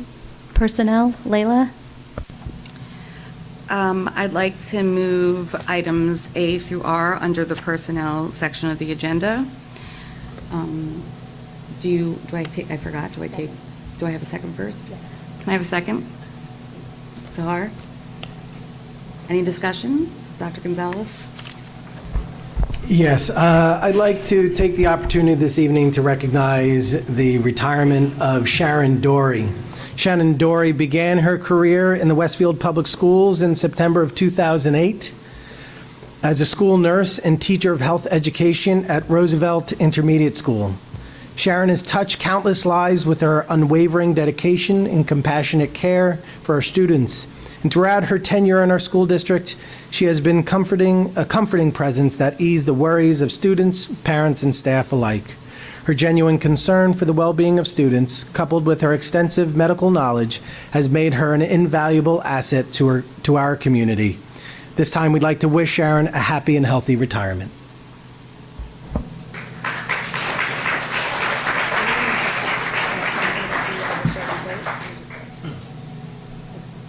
I'd like to discuss before we vote. Go ahead, Sahar. So I had a couple of questions and comments regarding, section, the DI position. I think it's B. So the first is, I think this is long overdue in a community that is diversifying, whether people like it or not, in the most diverse state in the country, arguably. We have 11% Asian American, 6% Latinos, less than 2% African American. And we have diversity along religious lines as well. Muslims, Jews, Christians, Catholics, Protestants, Hindus, and other religions. So I guess one question I had was, this position that it's not a new hire, it's additional duties based on the salary, it's a whole new hire. Okay, it's a new hire. Will it in any way impact the existence, which we all voted on, of a Holocaust and genocide elective class in high school?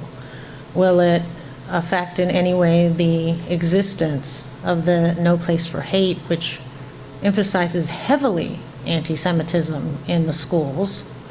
Will it stop us from our long track record of working with Dr. Goldberg, who is an expert on anti-Semitism, in our curriculum as well as with the Diversity Advisory Committee? And also, will it change the fact that our third graders and possibly other grades spend weeks focused on the Holocaust? And I know this because my child learned quite a bit about the Holocaust in third grade. Will that stop? In other words, all of these existing programs at different levels that focus on anti-Semitism, will those be decreased in any way? No. Okay. So I just want to make sure that people know, because not everybody has kids in the schools at different phases, and that we have done quite a bit to combat anti-Semitism. It doesn't mean we're going to get rid of it in society, unfortunately, but you do what you can. But also, I just wanted to ask you if the DEI position will also address anti-Black racism, which is a very serious problem in this society. It's pernicious and it's entrenched, and the Black Lives Matter movement was just one manifestation of how bad it was, and whether we're going to be addressing Islamophobia, which has had an increase in 185% in the last 6 weeks after October 7th, and addressing the different ways in which Palestinian, Arab, and Muslim families are facing harassment and discrimination and bullying, and xenophobia against Central American immigrants and Latinos, who the racism was so bad that our government stole their children and separated them simply because they weren't documented, which I can't imagine anything worse for a mother and a father, other than having your child killed. So I just wanted to ask whether that will be included in DEI, or those community concerns. The DEI initiative, and therefore the work of the DEI coordinator, would continue the work that we started. I could only speak to the time since I've been here. Since I've been here in August of 2021, the boards of education in the district has adopted a DEI initiative each year as a district goal, and then most recently as a strategic planning goal. And the reason for that is because of all the reasons that have been shared this evening by everyone in the room, which is that there needs to be a concerted and direct effort to empower our teachers, to engage our students in conversations around diversity, equity, inclusion of all kinds, which is the reason why we have not included in the job description any delineation of each and every category, because we want to make sure that an all means all approach to diversity, equity, inclusion does not in any way exclude anyone.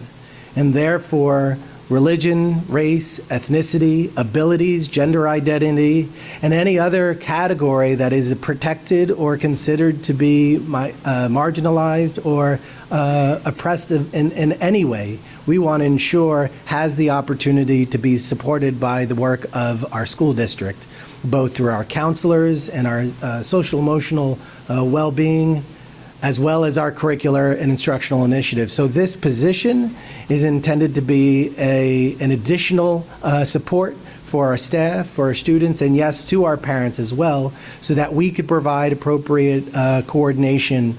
This position is not the only position who is responsible for all of these. Everyone on this dais, everyone in this room, everyone that occupies all 10 of our schools and all of our offices are responsible for ensuring that all of our students, regardless of their backgrounds, are treated with the same level of support that they deserve in order to be safe and secure in our schools. So as a result, this individual will work across our schools, will work across our departments to ensure that our initiatives that have started will continue, and to ensure that our work is expanded. So this does not in any way suggest that we are satisfied with where we are today, but it's a commitment to say that there's always room for growth, and we are committed to that growth, so that the position, the goals, the strategic plan are all outward signs, and we look forward to continuing to be able to report out through newsletters, through communication, and through the work of our schools, and most importantly, through our students. and how they are able to benefit from this will be seen as the primary determinant of the effectiveness of our efforts. So that's a long-winded answer to your question, but I hope it answers the question.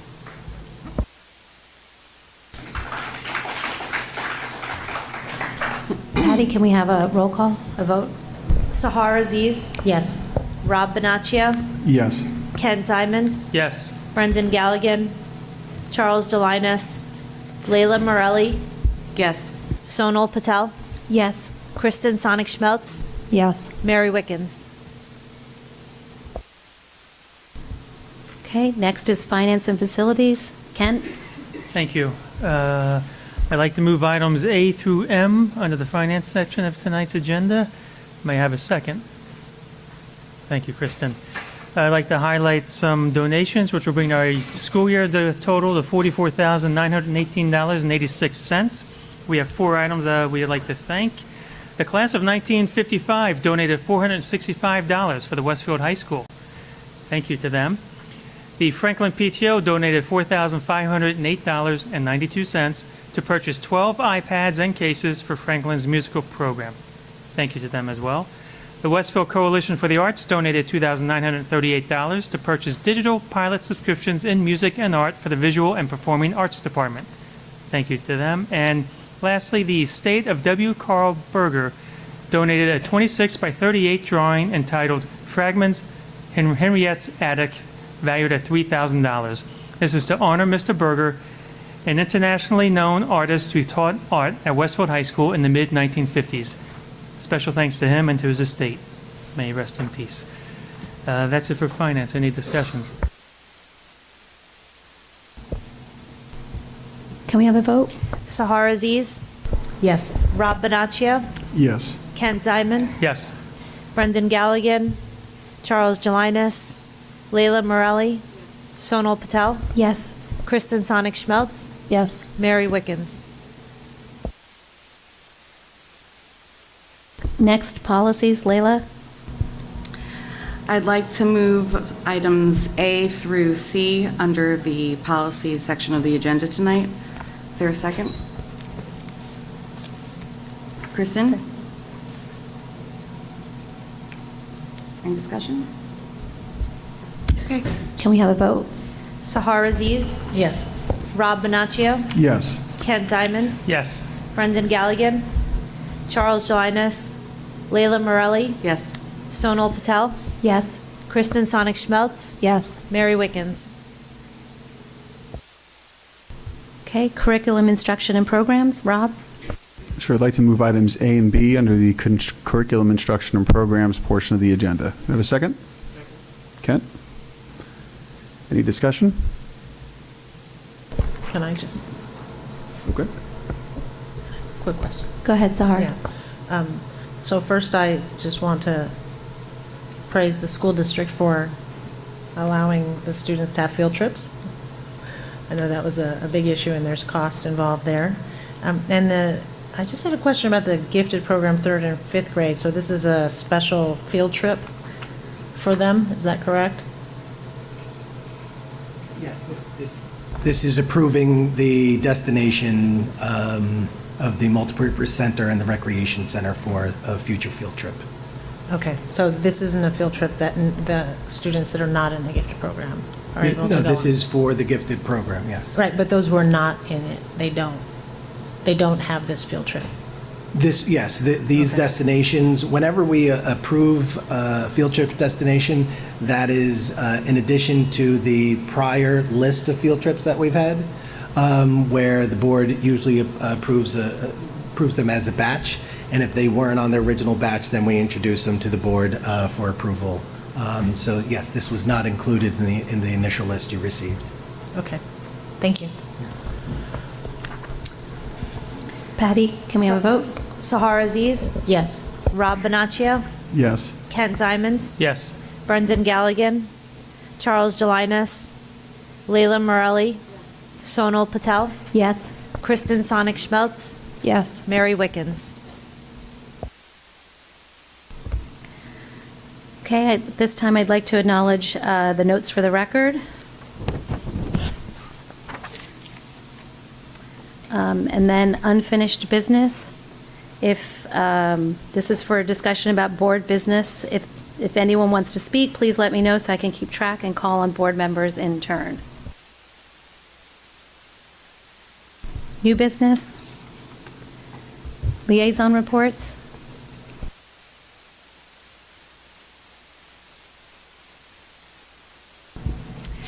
Okay, sorry, now I have to get my notes, I didn't know.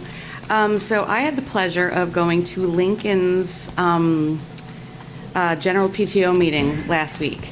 And this is my first time being on Lincoln's liaison to Lincoln. And it was really a delight because I got there for a speaker series presented by Anne-Marie Kuba, and she is the BCBA, one of the BCBAs of the district, and the guidance counselor who is now full-time at Lincoln. Her name is Lynn Schlumchowski. All right, I think I spelled it phonetically. So this was a fantastic presentation. They were talking about that behavior is a skill that can be developed, and they were giving the parents there specific strategies such as, catching kids being good on a ratio of 4 to 1 and providing specific language to grow skills, And there was a discussion about how to build resiliency in our kids, in our students, that kids need to make mistakes. They need to sit in discomfort and in pain. And that starts at Lincoln, but I mean, it's a wonderful, it's applying to what everybody is talking about now, current events as well. You can't protect children from feeling pain, so they need to have some resiliency, some preparedness, some experiences. Because as parents, we want to fix it, and we can't always fix it. So I was thrilled to be a part of this, and I think Dr. Jacobson was really happy that I was so thrilled because it was really wonderful. So it was also really nice because it aligns with our strategic planning of Parent Academy, our goal number 3, to see that they're presenting information to parents to make it accessible, to help them learn, to help them help their kids. It was just wonderful. So I just wanted to share that. Thank you, Layla. Rob? Sure. I was able to attend the board meeting of the high school PTSO. The high school PTSO spends a significant amount of time collaborating with the student government and counselors to provide, among many other things, opportunities for students to learn from each other and for opportunities for parents to get acclimated to high school life, college experiences, and all the fun things that come along with raising a teenager. I want to highlight 2 events that are coming up. One is on November 30th. The PTSO, together with the counseling department, is sponsoring an evening for freshmen and sophomore students and their parents. I am sure all freshmen and sophomore students will relish the idea of going there with their parents and sitting next to them at that event. But it's also being done in the collaboration of students who are actually going to be speaking and giving advice to those students on getting acclimated to high school life. Second, it was alluded to earlier, a presentation on December 6th, which is going to meet the high school student assistance counselor and for a presentation on parenting in the social media age, which has significant importance as well. So I encourage everyone, especially if you're parents of high schoolers, look for these events and look for all the collaboration that the PTSO does. And if you have the time to help them out to volunteer with any of these events, including, by the way, sponsoring the homecoming dance that's going on right now, please do so if you can. Thank you, Rob.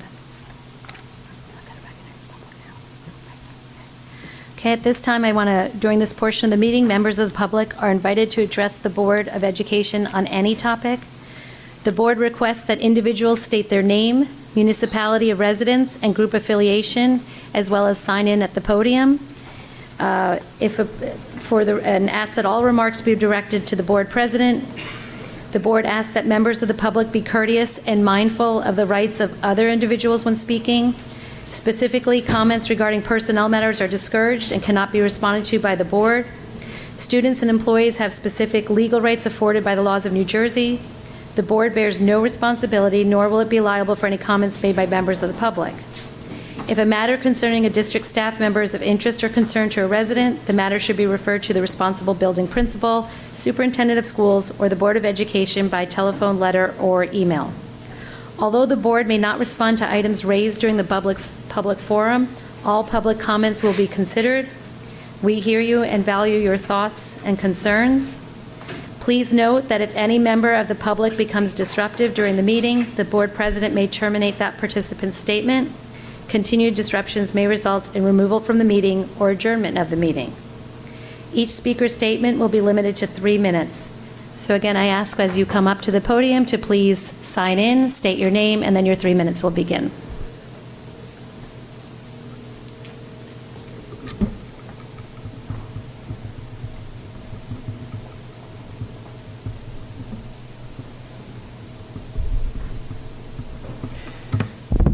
My name is Kevin Doherty still, Westfield, and picking up where I left off. Again, earlier today you were talking about bullying and harassment. I know that a lot of that language was geared around everything that's going on with the DEI situation and anti-Semitism and Israel-Palestine and all those things. But there are other matters at the school, bullying. There are other matters at the school. In terms of harassment. There's a big one that's going on right now, and I don't want the school board to lose sight of it. I don't want the public to lose sight of it. I've got daughters at the school that'll be coming up through the system, and for me at least, I find it unacceptable that there's not been any sort of structure put around the incident itself. There's lots of rumors out there about what happened. I don't know the real story. I've heard that there were 40 different counts of the use of one image, one face on another body's image to 40 different people, if that's true. One's too many, but 40 is definitely a different number than that. I also learned potentially that this is behavior that happened over the course of months, that it wasn't a one-time misjudgment of somebody who kind of was sitting around bored and kind of went nuts for one night and left a wake of potentially 40 people behind who were impacted. So the question I have is really, what is the school board going to do to change the policies to keep parents more informed with the truth about situations that impact our children? Is it 2 kids? Is it 20 kids? Is it 40 kids? Was it a one-night thing? Was it over behavior that was over the course of 6 months? I've heard talk about it being not within a policy, that AI is not something that you've talked about yet. We do have a code of conduct here, isn't that correct? So how is this not like just an egregious departure from each of our students' code of conduct? Enough so that the student who performed these acts could be expelled from our school system. I mean, how are we not setting an example of literal criminal activity in terms of child pornography, and we're not going to make an example? My understanding is the student is back at school already, that it was like a 2-day thing, 2-day suspension. I mean, when I was younger, kids got 2-day suspensions for playing hooky. This was 40 different people that were impacted. So coming to this meeting next session, I hope that the school board can give some sort of guidance on what will be the procedures going forward to both keep the truth out there so that there's not a rumor mill, to keep parents informed so that we can align on your messaging with our children, make sure that our children are hearing the same things from us that they're hearing from their teachers and administrators. Make sure that we're all on the same page. It's our duty to our children to not give them stories. Thank you.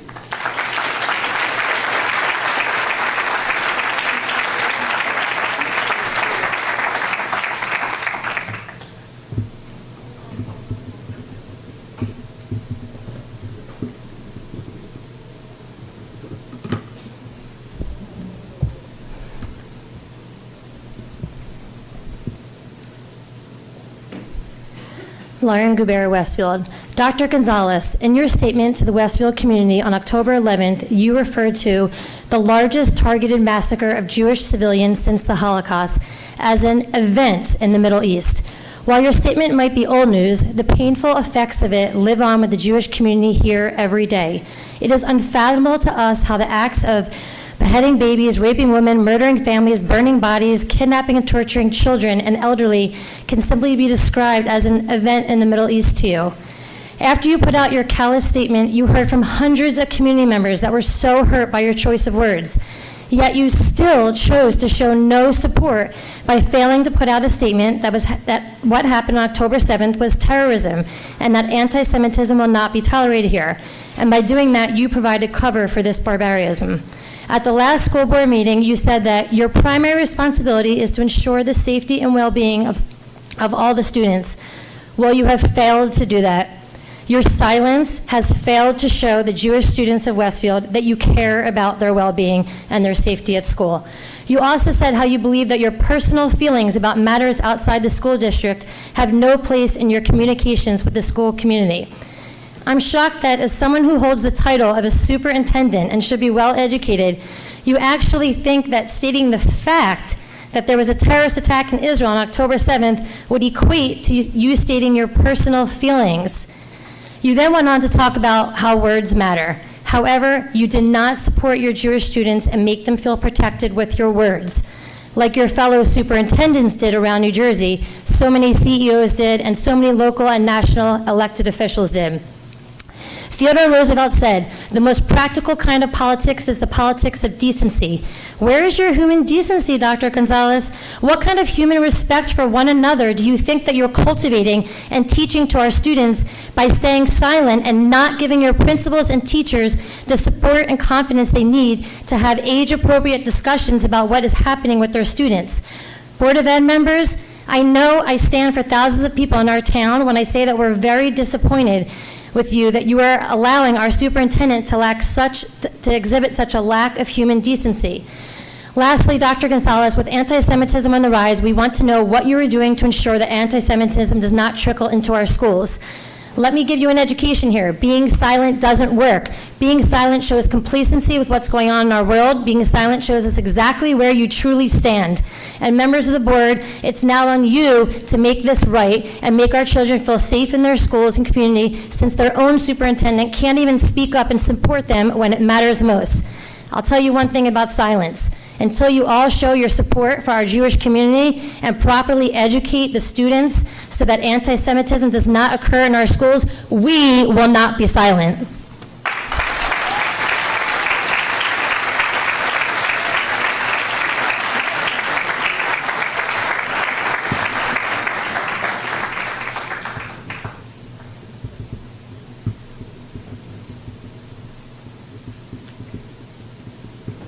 Good evening. I had actually not planned to speak tonight. I was just here to show support, but I guess... Can you please state your I'm name? sorry, Thank you. Jennifer Silva. I guess the best way of showing support, as Lauren just eloquently put, is not staying silent.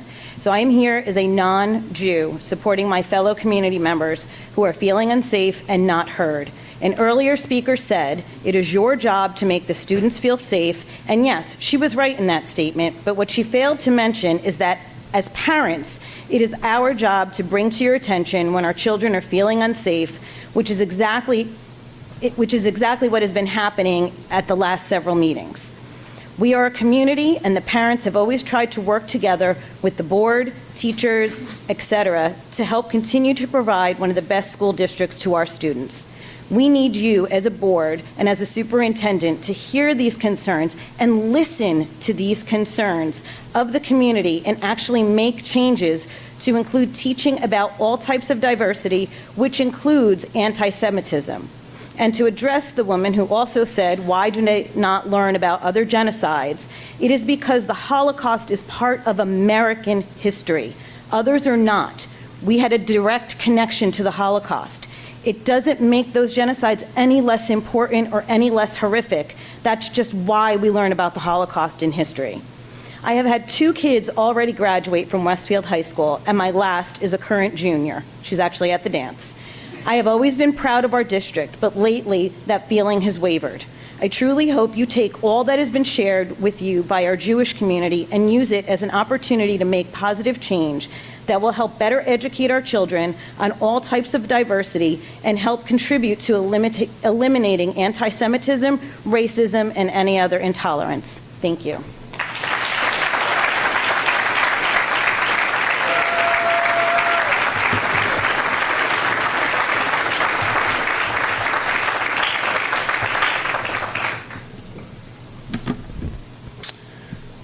Craig Hollander, Westfield. I'm an historian, college professor, and parent of 2 students in our district. I'm not going to waste time on the superintendent's message about October 7. I grade enough ambiguous writing as it is, and I sense that Dr. Gonzalez, even if he won't publicly admit it, now accepts that he was wrong for failing to express empathy for our Jewish community and offer the kind of moral clarity that his kindergarten teachers preach every single day. I trust that he will now live up to the standard that we set for our students by learning from his mistakes and refocusing on how to help our students cope with the scourge of both anti-Israeli hatred and anti-Semitism. I would like to see more effort from the board toward that end too. I respect parliamentary procedure as much as the next former Model UN nerd. However, when you see hundreds of concerned parents publicly bear their anxieties, you can and should set aside both your rules and your personal beliefs to acknowledge their pain, offer comfort, and promise to address what is clearly a genuine concern for their children. After all, we're not just your constituents, we're your neighbors.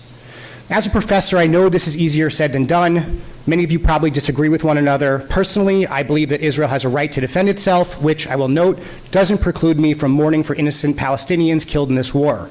But we all need to look out for our students, regardless of our beliefs. I've been trying to set an example in that regard by attending teach-ins, going to panels, and observing protests on both sides. Just last Thursday, I wrote to administrators to praise a pro-Palestinian protester for her sensitivity and concern for others. I've also explained to administrators how Israel, for better or worse, rightly or wrongly, is inextricably tied to the identity of most Jews. Anti-Israel sentiment therefore exacerbates anti-Semitism, which is obviously a mounting problem. Just yesterday, I had to comfort a Jewish student from one of my classes who felt threatened on our campus. But Professor Aziz, you only seem interested in fanning these dangerous flames. As a former supporter of yours, then, I'm sorry to say that you've lost my vote. And it's not just because I'm disturbed that you seem to justify the use of violence against civilians, and it's not just because you could have endangered your own constituents, including my family, by declaring on social media that you interpret "We Stand with Israel" lawn signs as support for genocide. To be sure, those reasons should be disqualifying for any candidate. More fundamentally, though, I don't believe you're actually committed to this district's stated principle of tolerance for diversity of beliefs. To illustrate, I replied to one of your Instagram posts about Israel with a measured and frankly anodyne message. In response, you not only erased my comment, but blocked me. Now, as Justice Kagan stated just last month, quote, "To cut a citizen off from social media is to cut a citizen off from part of the way that government works." Aside from that concern, though, this district states in its own handbook that students learn from example. Well, what kind of example are you setting for our students when you block someone for respectfully disagreeing with you? I'm not only a constituent and a parent, but a fellow academic who has published on both the Holocaust and assistance for wartime sufferers. Thank you for I your literally time. lectured. Thank you.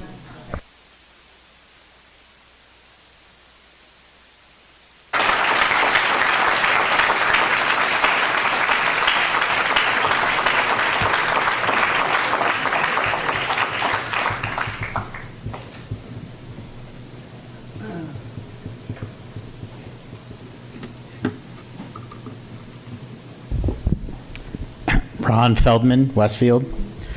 I speak today as a parent of 3 children in this school system, but also as the grandson of 3 Holocaust survivors who instilled in me the dangers of silence in the face of rising hate. On October 7th, Hamas invaded Israel and intentionally targeted civilians. The magnitude of the horrors, the sheer barbarism, and the evil that transpired make it an unparalleled event in recent history. In the wake of the attacks, I was appalled by the deafening silence from this board, and worse, the mealy-mouthed statements of our superintendent that failed to even utter the word Israel. Israel is not simply a country for Jews to visit. Its existence is the only assurance that Jews around the world have that they have a safe haven from the many that hope to exterminate us. October 7th cannot be described as ongoing events in the Middle East. It was gleeful and unapologetic murder, rape, and mutilation of innocent civilians by an internationally recognized terrorist group committed to eliminating Jews from Israel and from the world. And this board stayed quiet, even as if we had seen a flood of anti-Semitic incidents on city streets and college campuses and K-12 schools across the world, in New Jersey, even in Westfield, attacking the very notion of Jews' right to exist. As you know, Westfield has a history of anti-Semitism at our schools and in our community. As recently as the 50s, many parts of Westfield forbade Jews from buying real estate. In the 70s, this school district was successfully taken to court to prevent the forced participation of Jews in the school Christmas pageant. In the past 15 years, there have been many instances of anti-Semitic graffiti in schools and town parks. Without a clear condemnation of the genocidal massacre of October 7th, we are simply inviting more anti-Semitism into our schools and our community, a community that has a disproportionate amount of Jews, although still a significant minority. In the past, Westfield and the Board of Education have taken action to counter anti-Semitism. In 2021, the BOE formally adopted the IHRA definition of anti-Semitism, condemning denial of Israel's right to exist as a Jewish state. Where is the courage to speak truth aligned to your own commitments? This district, the board, and our DEI program must clearly recognize Jews as the minority that we are. Jews make up 0.2% of the global population, 2% of the U.S. population, and 7% of New Jersey. While there are no definitive numbers estimated that Jews are 20% of the population in Westfield. On November 9th, we commemorated Kristallnacht, when Germans and Americans stood by silently as synagogues burned and the Holocaust machinery launched that killed 6 million Jews. Silence and indifference kills. Today, I am not silent. I demand recognition of the fear that Jewish families in this district feel and urgently request this board break its silence with a statement against the October 7th attacks. Condemn these acts and the ensuing anti-Semitism that deny Jews basic human rights. These lessons from silence 85 years ago call on us to speak and act unequivocally today. Lead with courage and wisdom worthy of the children who come to these schools trusting they are safe. I await your statement and action plan demonstrating Westfield schools will stand forcefully against the rising tide of anti-Semitism now and forever. While you may not want it to be your role, it simply is. Stand up for the sake of humanity. Stand up and say never again. Thank you for your time.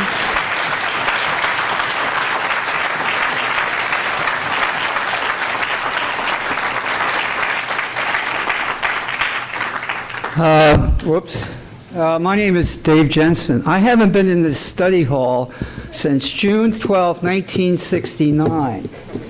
So I'm looking for someone who has my homework. I did well at this school. I'm not trying to be glib and funny. I want to say, can I go this way? Listen, folks, I'm here to talk about Carl Berger. Did you approve the Carl Berger resolution? I'm sorry, you do need to turn it this way and make comments, direct them towards the president, please. Decorum is important, but also inclusion is something else. I'm retired. I got my teacher's pension. Yay. Well, New York City.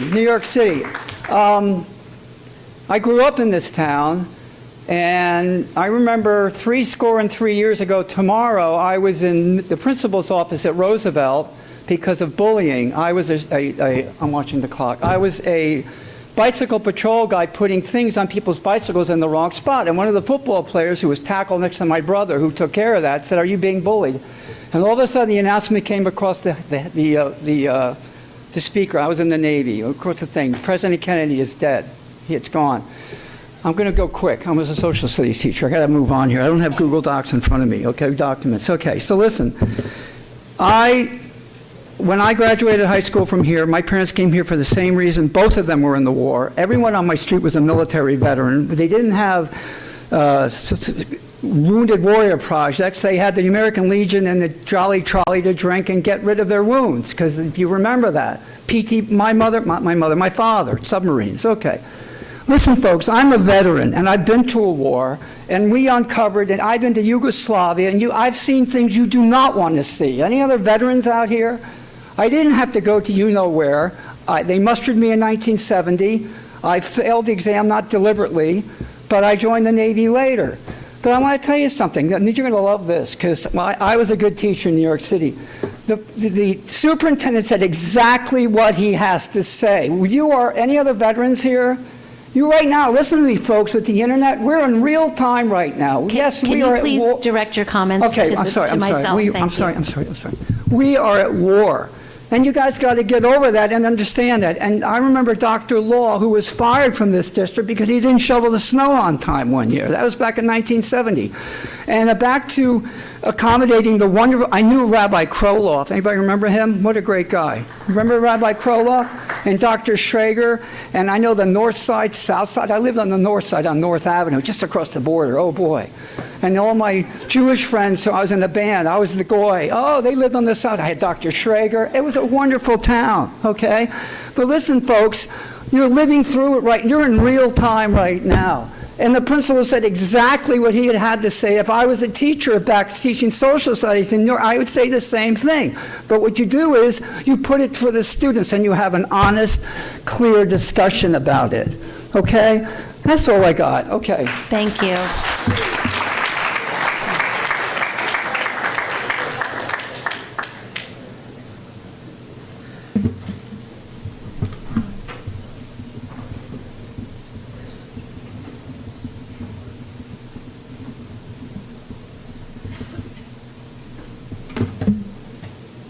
Marta LaRusso. I'm a resident of Westfield, New Jersey. I come before the Westfield Board of Education to stand with our town's Jewish community. I am not Jewish. However, I have been fortunate enough to have my life deeply enriched by Jewish friends throughout my upbringing in Westfield and into my adulthood, raising 2 young boys within this community. I come here today as a concerned citizen that is watching friends and their children suffer from the silence of our superintendent following Hamas's brutal terrorist attack in Israel. I, too, did not speak up enough, not recognizing the significance that silence has on the Jewish community. I am here to stand up for what is right and to learn from my prior silence and inaction. My family's life is richer because of the amazing Jewish community in Westfield. I consider my close Jewish friends my family. And to watch them suffer and fear for their lives is unbearable. May we all have more compassion and love in our hearts to condemn terrorism and speak up. I ask that the school board listen to the voice of a fellow citizen that has herself mistakenly been silent. I implore Dr. Gonzalez to support the Jewish community and students that are suffering before our eyes and to take action. I ask the school board to do the same and evaluate fellow members to determine whether they are enriching our children's lives or creating divisions, distractions within the community.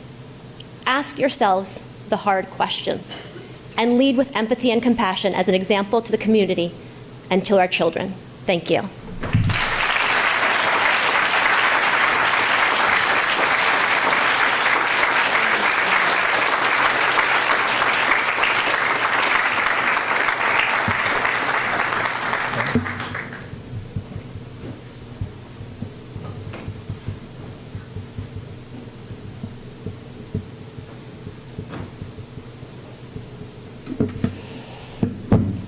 Hi, Steve Chalfant, Westfield, New Jersey.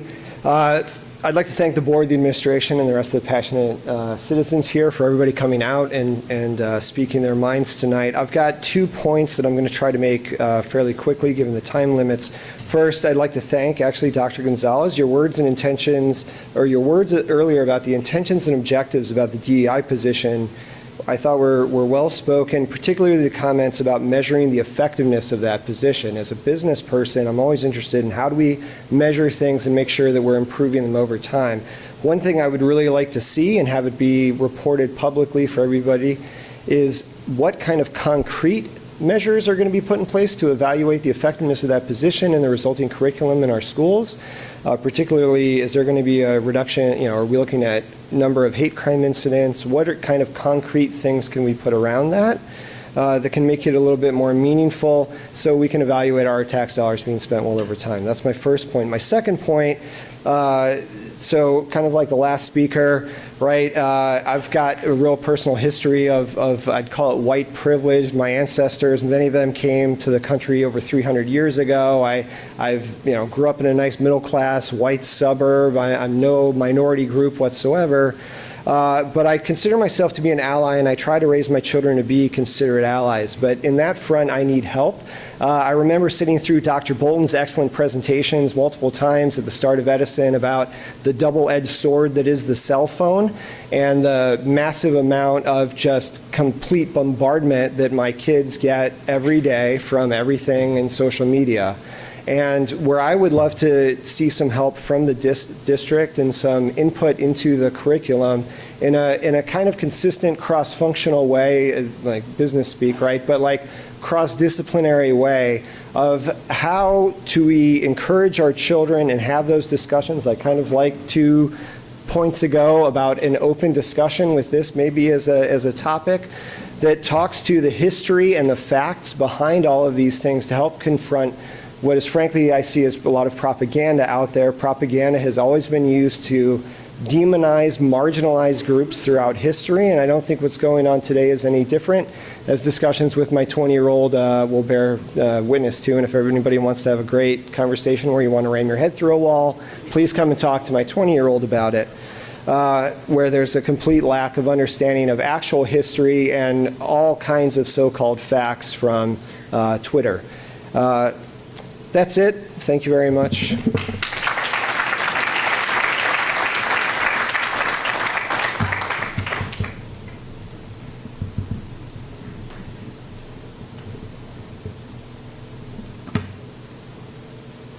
Tamara Feldman, Westfield. I'm the co-president of the Franklin PTO, a past president of the Lincoln PTO, on the board of the Westfield Ed Fund, a board member for the JCC, and on the Education Committee at Congregation Beth Israel. I'm a passionate community volunteer, and I realize practical steps can ignite change. It's been alarming to see rampant anti-Semitism and ignorance among young people and on college campuses. This education starts in K through 12. So what can you, as leaders, do? Please consider these 5 tactical and practical approaches to make an impact. Number 1, issue new written statements. Dr. Gonzalez's October email didn't condemn Hamas and terrorism or name Israel, anti-Semitism, or the impact on Jewish families. It felt insincere, uninformed, and lacked compassion, while a substantial portion of Westfield families were hurting and consider Israel our second home. Dr. G, you were not alone. The superintendents of Summit, Milburn, Maplewood, and president of Rutgers issued similarly bland statements initially, but then they all issued revised statements, but you didn't. A belated but thoughtful response would demonstrate you have considered the impact of your words and are actively trying to rebuild trust. Given the silence from Dr. G, a statement from the board is vital to show that there is steadfast commitment to support Jewish families in our district. While it may not be unanimous, I imagine and hope that the vast majority of board members would agree to sign their names. We need confidence that the hatred we see in the world doesn't seep into our schools. We are waiting. Number 2, DEI must include Jews. The new DEI coordinator must be immersed in resources to deeply grasp decades of Jewish persecution in Israel history, ensuring that Israel and Jews do not fall into an oppressor-oppressed narrative. Being Jewish is more than a religion. It is also an ethnicity, identity, and culture. As Ms. Munoz on boards schedule collaborative learning sessions with Federation, with the ADL, with local rabbis, to augment her knowledge and that of anyone working on DEI, including curriculum leads, principals, BOE members, and Dr. G. Number 3, educate our educators about Israel and anti-Semitism. Has there been professional development offered or mandated since October 7th? If so, let us unaware parents know. Thank you for the window into this tonight. If not, why? Allocate resources to build educator knowledge and comfort to engage in discussions. Ensure educators immediately grasp what anti-Semitism entails. Teachers shape our kids' worldviews. We must invest in their awareness. Number 4, build transparency. Clarify initiatives. Is no place for hate still active? Sounds like yes. The WHS website doesn't reflect any activities from last year or this year. Is there an equivalent program at Roosevelt and Edison, or what happens in middle school? We have limited insight. Clarify curriculum. Princeton, Ridgewood, Milburn, Summit all have tech-enabled ability to search and view curriculum on their websites. In Westfield, we have PDFs that are tricky to find and navigate or see in what grades Holocaust or Israel are introduced. Sounds like this is in the works. Clarify PD. What district-wide training does our staff receive? What topics and cadence make this evident? And number 5, form and maintain meaningful alliances. Local rabbis and JCC execs offered themselves as resources and peers. Collaborate on an ongoing basis. Show up. Attend events like Shabbat Table at Emmanuel. Thank you. Thank you.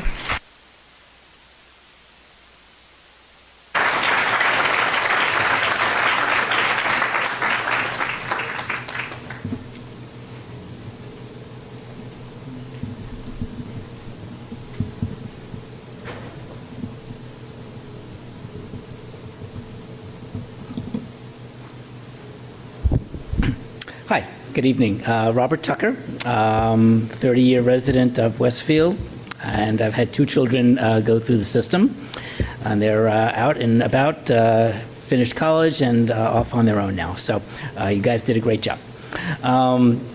Thank you all for serving in elected office. I'm sure it's difficult. It must seem thankless at times. It's a tradition that goes back 250 years to the beginnings of our country as established by the Founding Fathers. And perhaps best known of all the Founding Fathers is George Washington. On the 18th of August in 1790, President Washington wrote a letter to the Jewish community in Newport, Rhode Island. This is considered a warm welcome letter to the Jewish community in the new country. I would like to read a few sentences from that letter. The government of the United States, which gives to bigotry no sanction, to persecution no assistance, requires only that they who live under its protection should demean themselves as good citizens in giving it on all occasions their effectual support. May the children of the stock of Abraham, who dwell in this land, continue to merit and enjoy the goodwill of other inhabitants, while everyone shall sit in safety under his own vine and fig tree, and there shall be none to make him afraid. And I just want to repeat that last phrase, none to make him afraid. As elected officials who flow directly from President Washington, I would hope you take these words to heart and not take any actions or make any statements that would make the Jewish people feel afraid. Thank you.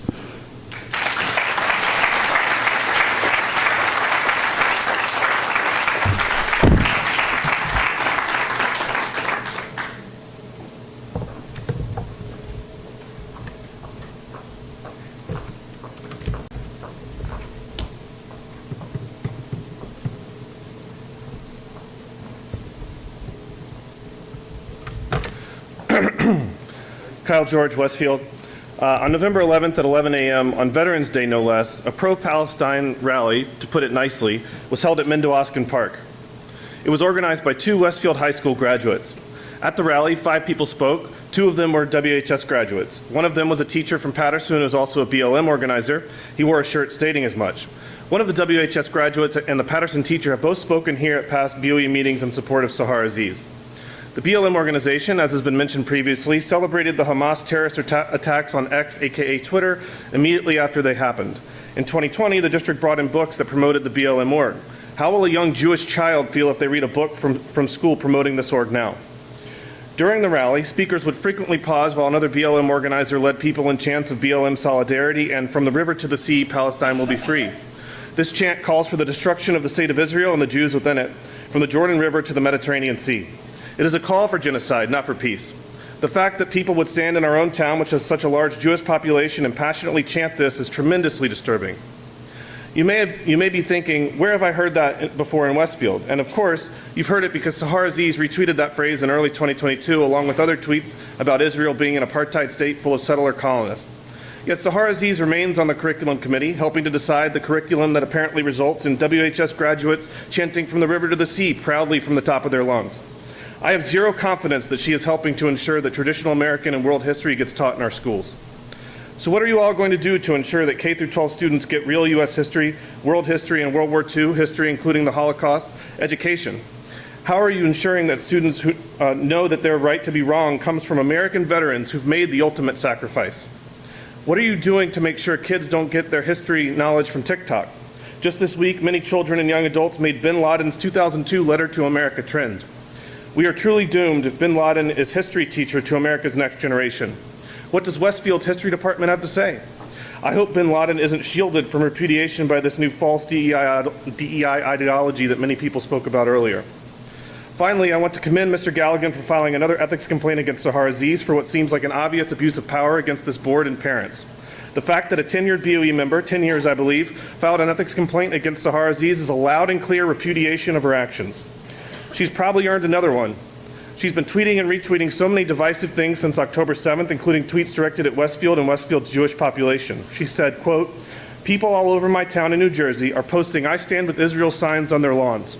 I read them as 'I stand with Israel's genocide of Palestinians. The moral depravity is inexcusable,' end quote. I'll tell you what's inexcusable, that Sahar Aziz is still on the Board of Education." Thank you.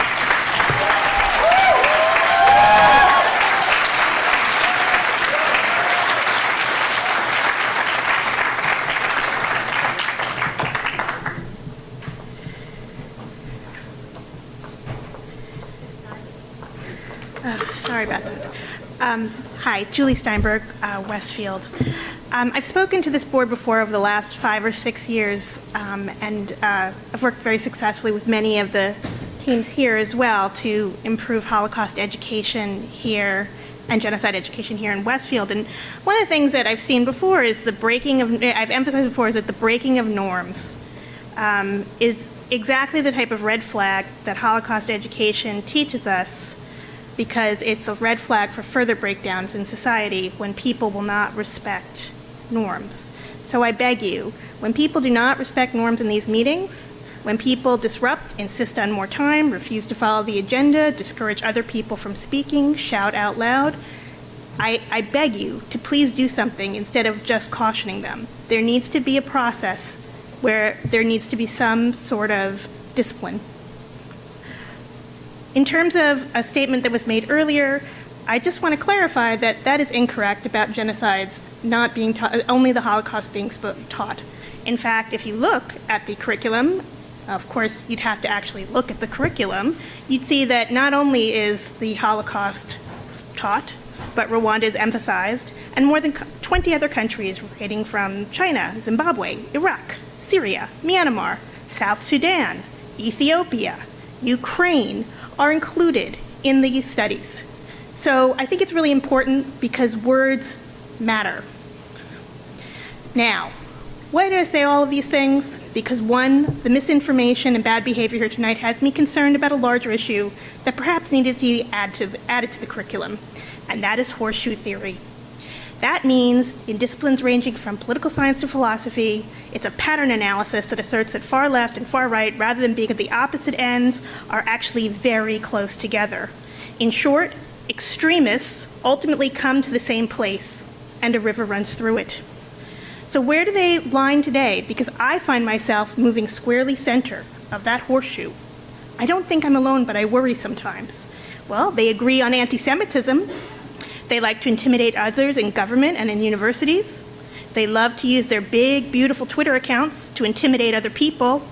They care more about their followers than their constituents. They break norms, policies, procedures, and even laws to justify their ideologies, and they always claim victimhood when in fact they are the privileged officials with power, and while abusing that power, continue to cry victimhood. We need to start looking at this deadly paradigm because I think we can all agree that our children, our teachers, our board, our community can learn from that, and we can learn how to manage them more effectively. If we understand an ideologue, left or right, we can address it and we can properly deal with it and come together as a community, regardless of our politics.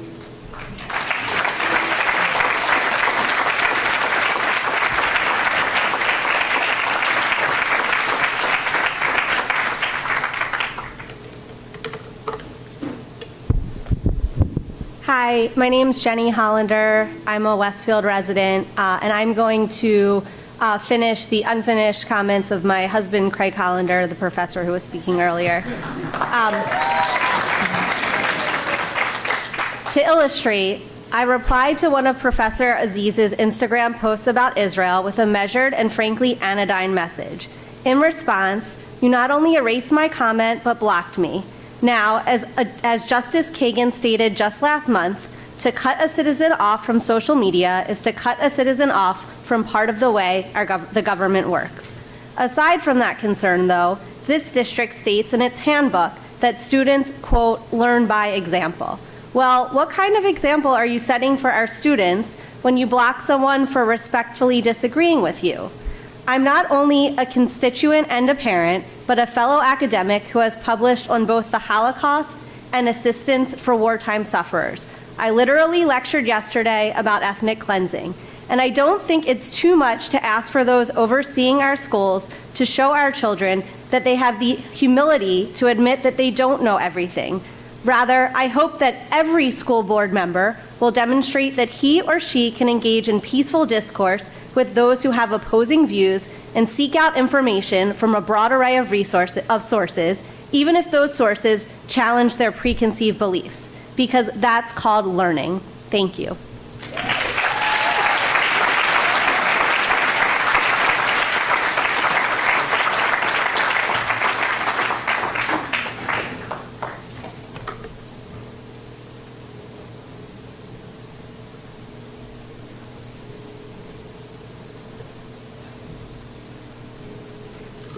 I'll sign my name this time, sorry. I wasn't trying to be disrespectful.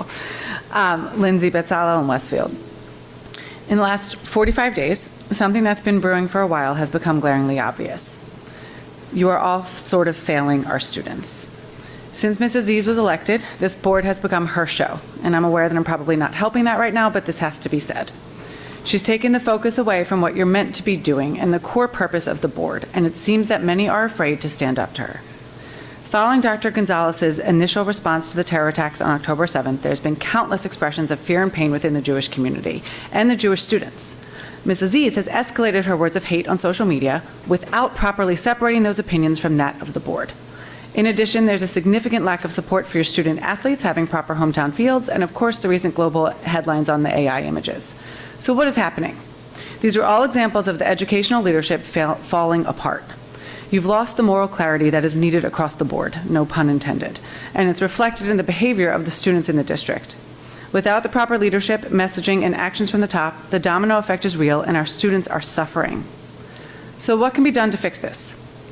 One thing first and foremost is you need to educate yourselves on anti-Semitism so that the Jewish students can be protected and supported. It's important to know the meaning of what you say. Words matter. Genocide, saying that matters. It's not happening in Gaza, and the White House spokesperson will corroborate that. Yes, there are other cruelties, but it's not genocide. What you say makes a difference. I urge you to take a closer look at Ms. Aziz's posts on social media.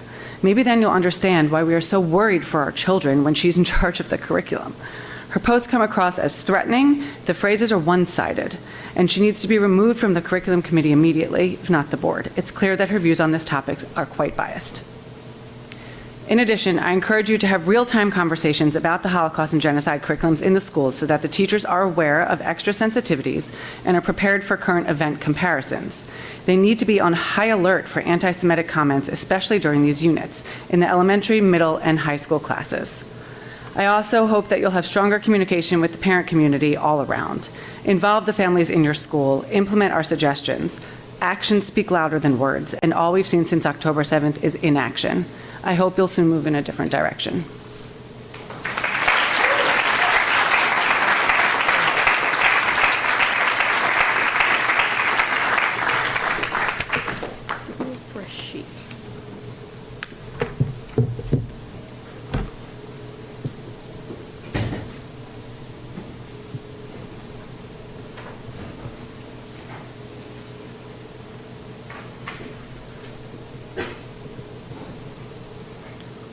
Hi, my name is Violetta Watson.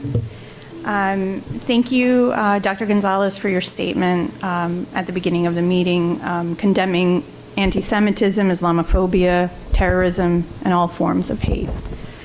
I wasn't going to speak tonight, so pardon me for the kind of haphazardly put together talking points here, but I really wanted to talk about what I've learned more recently about these toxic DEI programs and world studies programs and curricula that are focused on very simplistic concepts of oppressors versus oppressed, and where Jews are not discussed in any of those categories or relegated to oppressors.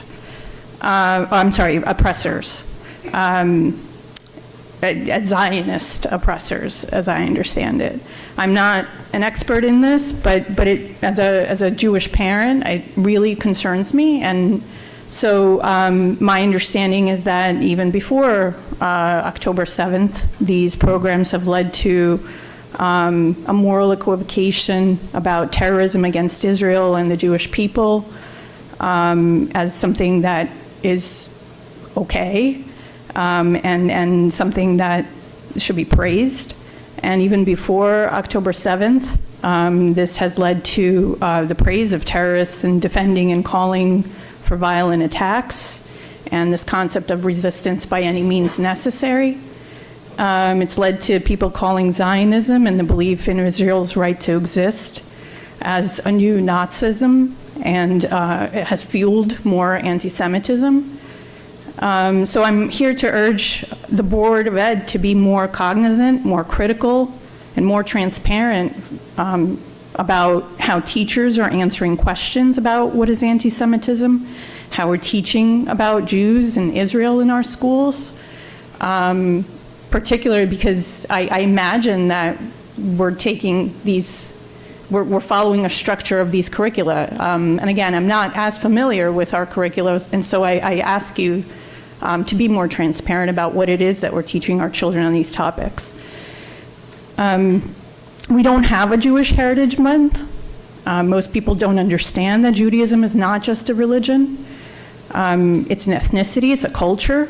It's bound by a common language, Hebrew. It's bound by a common history. It's bound by a common DNA. And it's bound by a common homeland. Indeed, I'm a Soviet Jew. I was born in the Soviet Union. My birth certificate says, I was born in Ukraine. My birth certificate says nationality Jewish, regardless of how religious I might be. And anyway, thank you. Thank you I for urge your you time. to think of these things.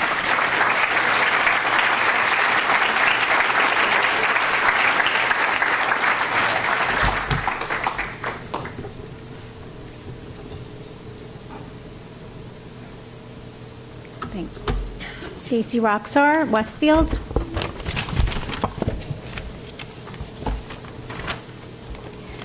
We pay property taxes, school taxes, and the least we can do. I expect hate to be condemned, not enabled. Let me start by reminding you that fairness matters. Diversity, equity, and inclusion means everyone, not one or two groups, any group that's a minority. We can do the math. According to the 2021 U.S. Census, Hispanics make up 18% of the U.S. population, blacks make up 14%, Asians 6%, and Jews make up about 2% of the U.S. So if we're going by minority status, the Jews qualify. And if we're going by the FBI reports on the leading hate crimes, it is anti-Semitism. That may be an inconvenient truth for DEI proponents, but it's the truth. A racial ethnic minority is a person whose race or ethnicity is a non-dominant race within the dominant group. It also includes religious minorities. Hello, Jews. Here's a minority we never see on TV. You'll never see a man wearing a yarmulke. And now wearing a yarmulke in public can ensure that you're more likely to be attacked in the U.S., which leads me to an obvious ethical point. To be blunt, you either condemn the anti-Semitism as a school board or you tacitly endorse it. There is no middle ground. The same for terrorism. In the existential battle between civilization and terrorism, there's only one choice. Both the U.S. and the EU classify Hamas as a terrorist organization. Why is Westfield School not doing the same thing? Hamas is responsible for the October 7th massacre in Israel and the subsequent fallout in Gaza. Israel has a right to defend itself. War has consequences. It's really horrible when any innocent people are harmed. But the elected government of Gaza doesn't endorse that belief. Hamas's top leader told the world he doesn't care how many Palestinians are slaughtered. Hamas gets hundreds of millions of dollars each year and spends it on weapons, not on its citizens' needs. It uses kids as human shields, puts terrorist cells in or near hospitals and schools, and the hostages have been raped, tortured, and murdered. And how many people worried about Gazans are equally worried and vocal about the hostages? Another inconvenient truth, we're not. And that's due to anti-Semitism. You can rationalize it away and you can only condemn the hypocrisy. When Russia attacked Ukraine, people did not attack Russians in the US. When the Nazis decimated Europe, no one suggested the Allies restrain their response. Again, either we have moral imperatives or we don't. Had the Arabs accepted the 1948 UN partition of Israel, as the Israelis did, no blood may have been shed, and a two-state solution could have been secured. Nevertheless, we know the jihadists never wanted the two-state solution, but rather the extermination of the Jewish state and people, and ends with the destruction of the West. Thank you.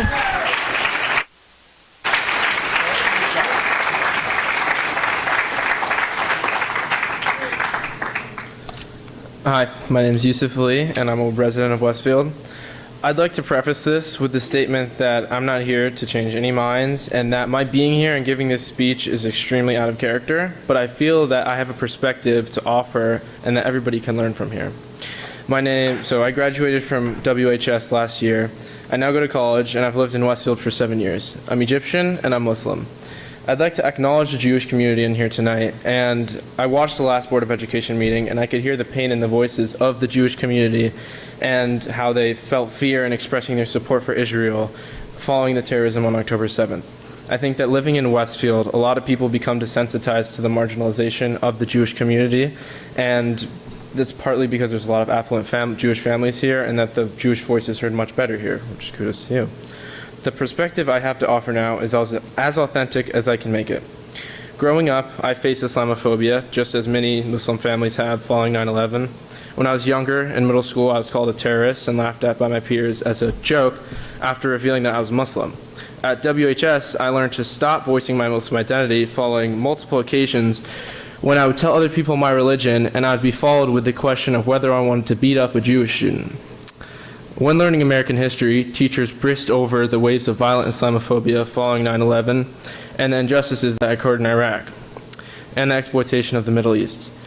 There was no point in my education when teachers showed the struggles of Muslim Americans and Middle Eastern people today in America. Now, coming back to Westfield during my academic breaks, I see adults coming to these meetings, attacking and doxing a Muslim member of our board for her criticisms of the Israeli government and the support of the Palestinian people. I see people acting extremely uncivil and devolving into barbaric rhetoric to attack a member of the board who disagrees with them. It has never been more clear to me that my voice and presence in Westfield is not welcome. And yet the majority of the people in this room will continue to show me that Westfield is becoming a community of hate.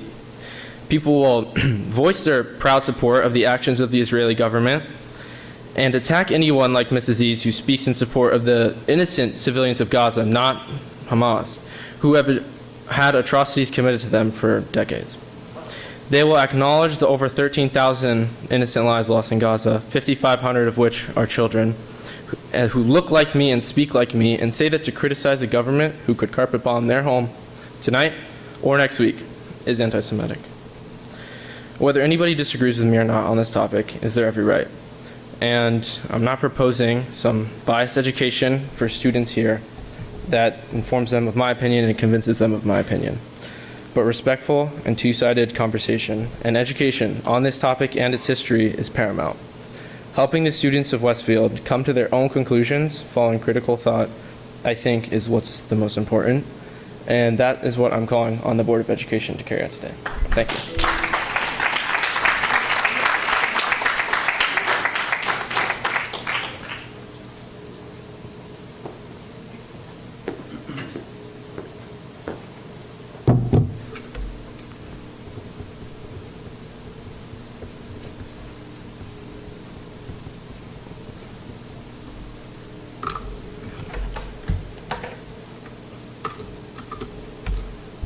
Never done this before. My name's Jordan Michael. I'm in Westfield. I wasn't expecting to speak, and then as I heard this, I wanted to say something. I'm a grandson of Holocaust survivors. My grandparents met after the Holocaust. Yes, the Holocaust existed and 6 million people died. Yes, absolutely. It should be discussed in schools, and all children should learn about this event so this does not happen again. This room is filled because of the silence from our superintendent and board. Many of us are wearing stickers that state words matter. The point I want to make is this. Every quarter, I personally have to go to board meetings for my job. Many of them. I am brought there to participate and not to remain silent. I am expected to speak up, especially if I do not agree with something. My view is important and it is heard. None of you did anything last meeting. Dr. Gonzalez, last month, you did not make a bold enough statement about a terrorist attack on Israel. A few weeks later, under your watch, our town became a laughingstock due to the AI images across the globe. I had friends in London send me the article about our town under your watch. Enough is enough. If the board wore a business hat tonight, or going forward, the responsibilities and issues that have fallen under Dr. Gonzalez's watch, he should be fired. Enough is enough.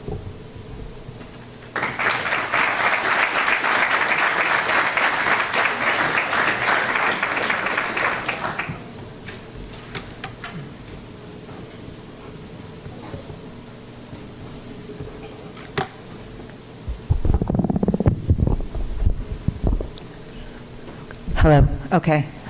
I'm a little tall for this, but, you know, I really appreciate... Can you please state your name? Oh. For the record? Can you start again, then? Start again.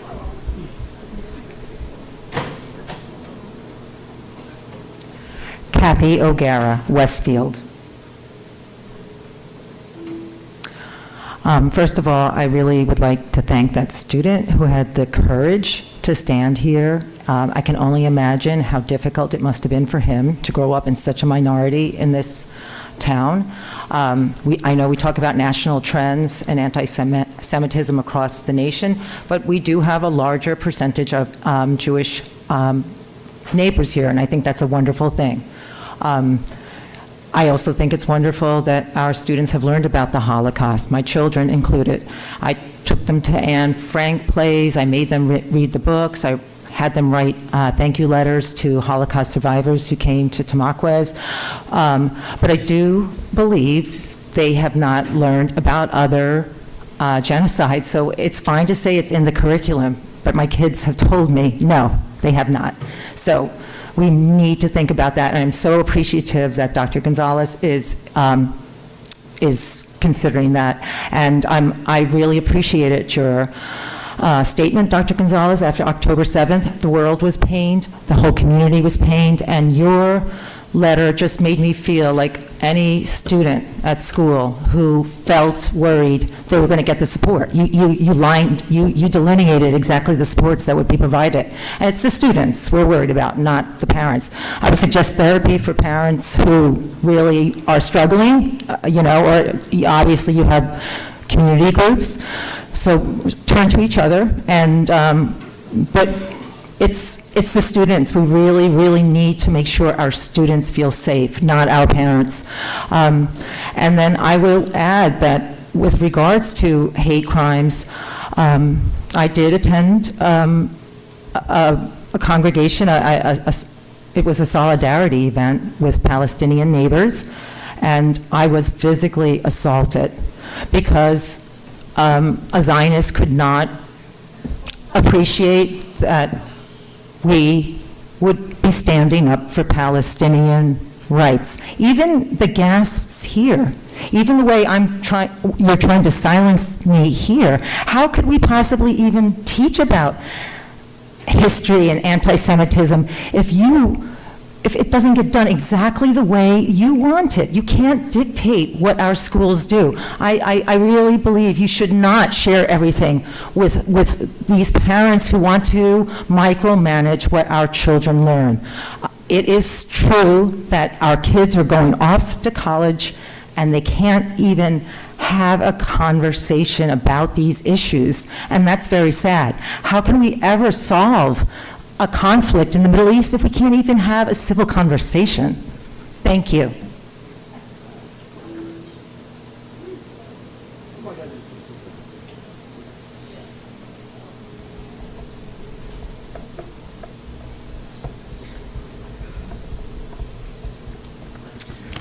Hi, Eric Costa, Westfield. I had a whole speech prepared this evening, but as I look around this room, I'm going to take a different tact here. I cannot express my profound disappointment watching the people on this dais while the public, who's obviously very concerned with a multitude of things, play on their phones, check their computers, look at a magazine, it looked like at one point, step out of the room because you don't like a particular speaker. This is just reprehensible behavior. It's clear to everyone in this room that you're not taking this seriously. When we came before this board a month ago, for sure, many of us were emotional. Maybe we shouted when we shouldn't have. But underneath the tears and the raised voices, we meant what we said. That fear and that anger has turned into fortitude, and we are organized in a way you cannot possibly imagine. If you doubt it, look around this room right now on a rainy Tuesday before Thanksgiving, okay? I am Yisrael Chai. The people of Israel live.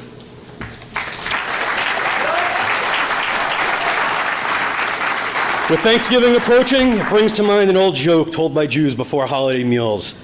They tried to exterminate us, they failed, let's eat. Happy Thanksgiving, everybody.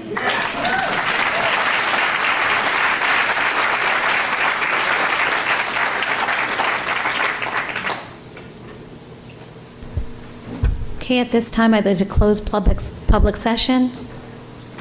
Dr. Gonzalez, do you have any comments that you'd like to make? Sure. In response to requests that the DEI coordinator position, include an emphasis on anti-Semitism, I think I had mentioned before that all forms of hate, all forms of intolerance, all forms of acceptance, all forms of diversity, inclusion, and equity are included in the role as it has been written. But I also want to reiterate that even during the interview process, that same sentiment was part of the experience, so that the individual who interviewed for the position is well aware of the needs of our school district and the opportunities that reside in the many partners that exist both in this room and around our community. I do hear loud and clear the need for us as a school district as well to be able to make the work of our DEI coordinator, working with our DEI advisory committee, community advisory committee, which includes religious and cultural leaders from around our community, as well as our DEI steering committee at the district level, really, I think, to make sure that we have a clear statement about what our DEI framework is, because without a doubt, all the concerns that were raised suggest that the framework that is being implemented, the framework that is not protecting all students in other places around this country, is certainly not something that we espouse, and we need to be more explicit, and we look forward to being able to provide that as the first order of business of our committee work together. I also do want to also mention, in terms of the way our curriculum is developed and the way that the board and the administration work together to develop and approve curriculum, really resides in two spheres. One is that the administration and the educators are the ones who are responsible for developing our curriculum. It is the individuals who are hired as the professionals who come to the school district with support by our assistant superintendent of curriculum instruction, as well as the content supervisors, in order to make sure that they use their experience, their expertise, and the relevant resources and partnerships in order to develop curriculum that is aligned to our standards, aligned to our state standards, as well as reflective of our needs as a community. Once that curriculum is developed, that curriculum is presented to the Board of Education for their review and approval. They don't go line by line saying yes, no, but they hear about the process that was put in place. Who did we consult? What resources did we use? What units of study are we going to put in place in order to reflect both the curricular needs as well as the community requests? So that all of the feedback that we hear throughout this meeting and certainly throughout the time that we exist as a school district all informs the work that we do. The work of the Board of Education is to govern the school district, not to administer the school district. But it's incumbent upon the superintendent, the administration, and the employees of the school district to make sure that the Board of Education is aware that we are running the district well.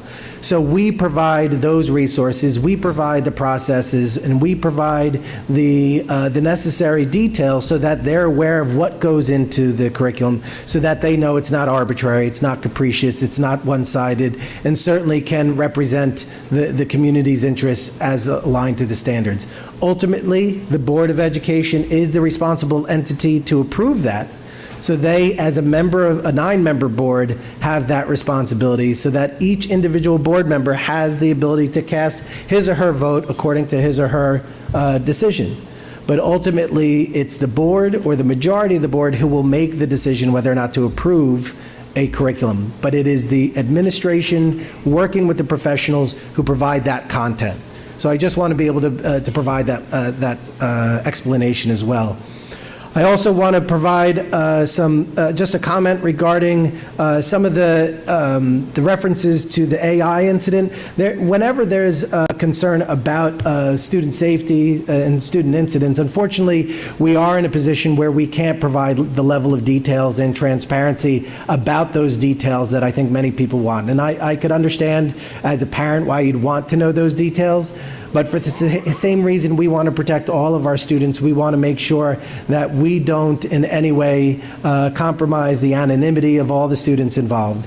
That doesn't suggest in any way that we sweep anything under the rug or that we don't follow our own codes of conduct or harassment, intimidation, and bullying procedures, but I do want to make sure that it's clear that despite not being able to share those details, the administration and the counseling staff and the teachers all are required to abide by our own policies, our own students, our codes of conduct, as well as the state statutes that require all of the above.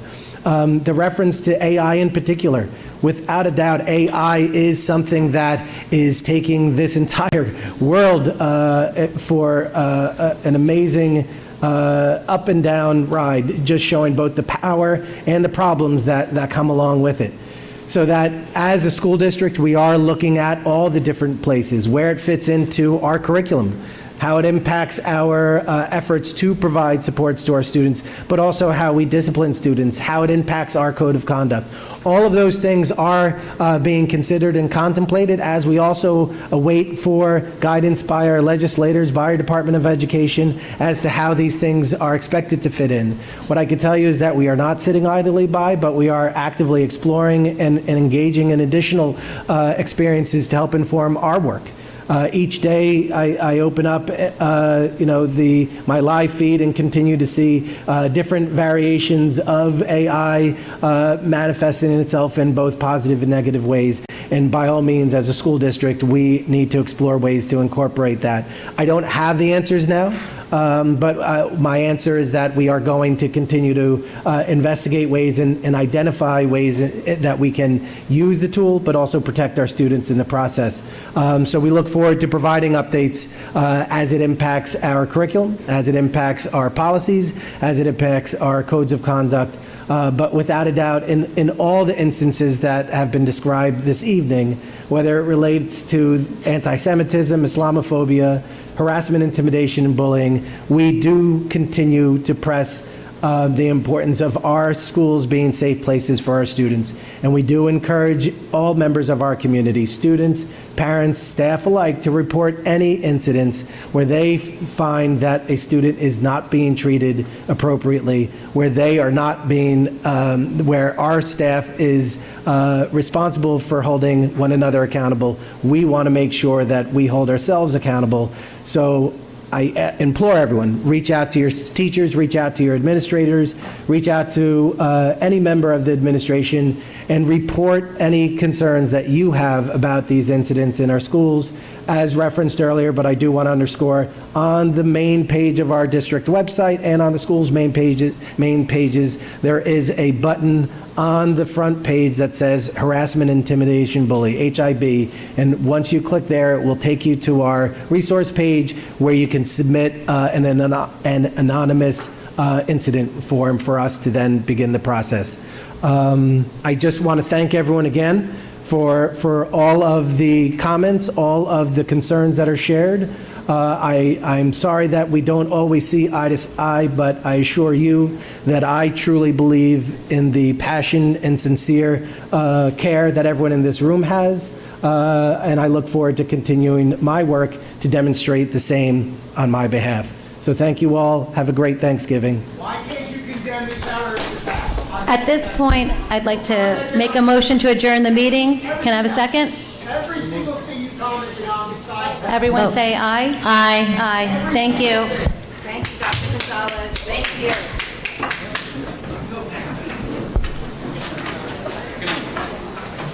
And thank you, Professor Gonzalez.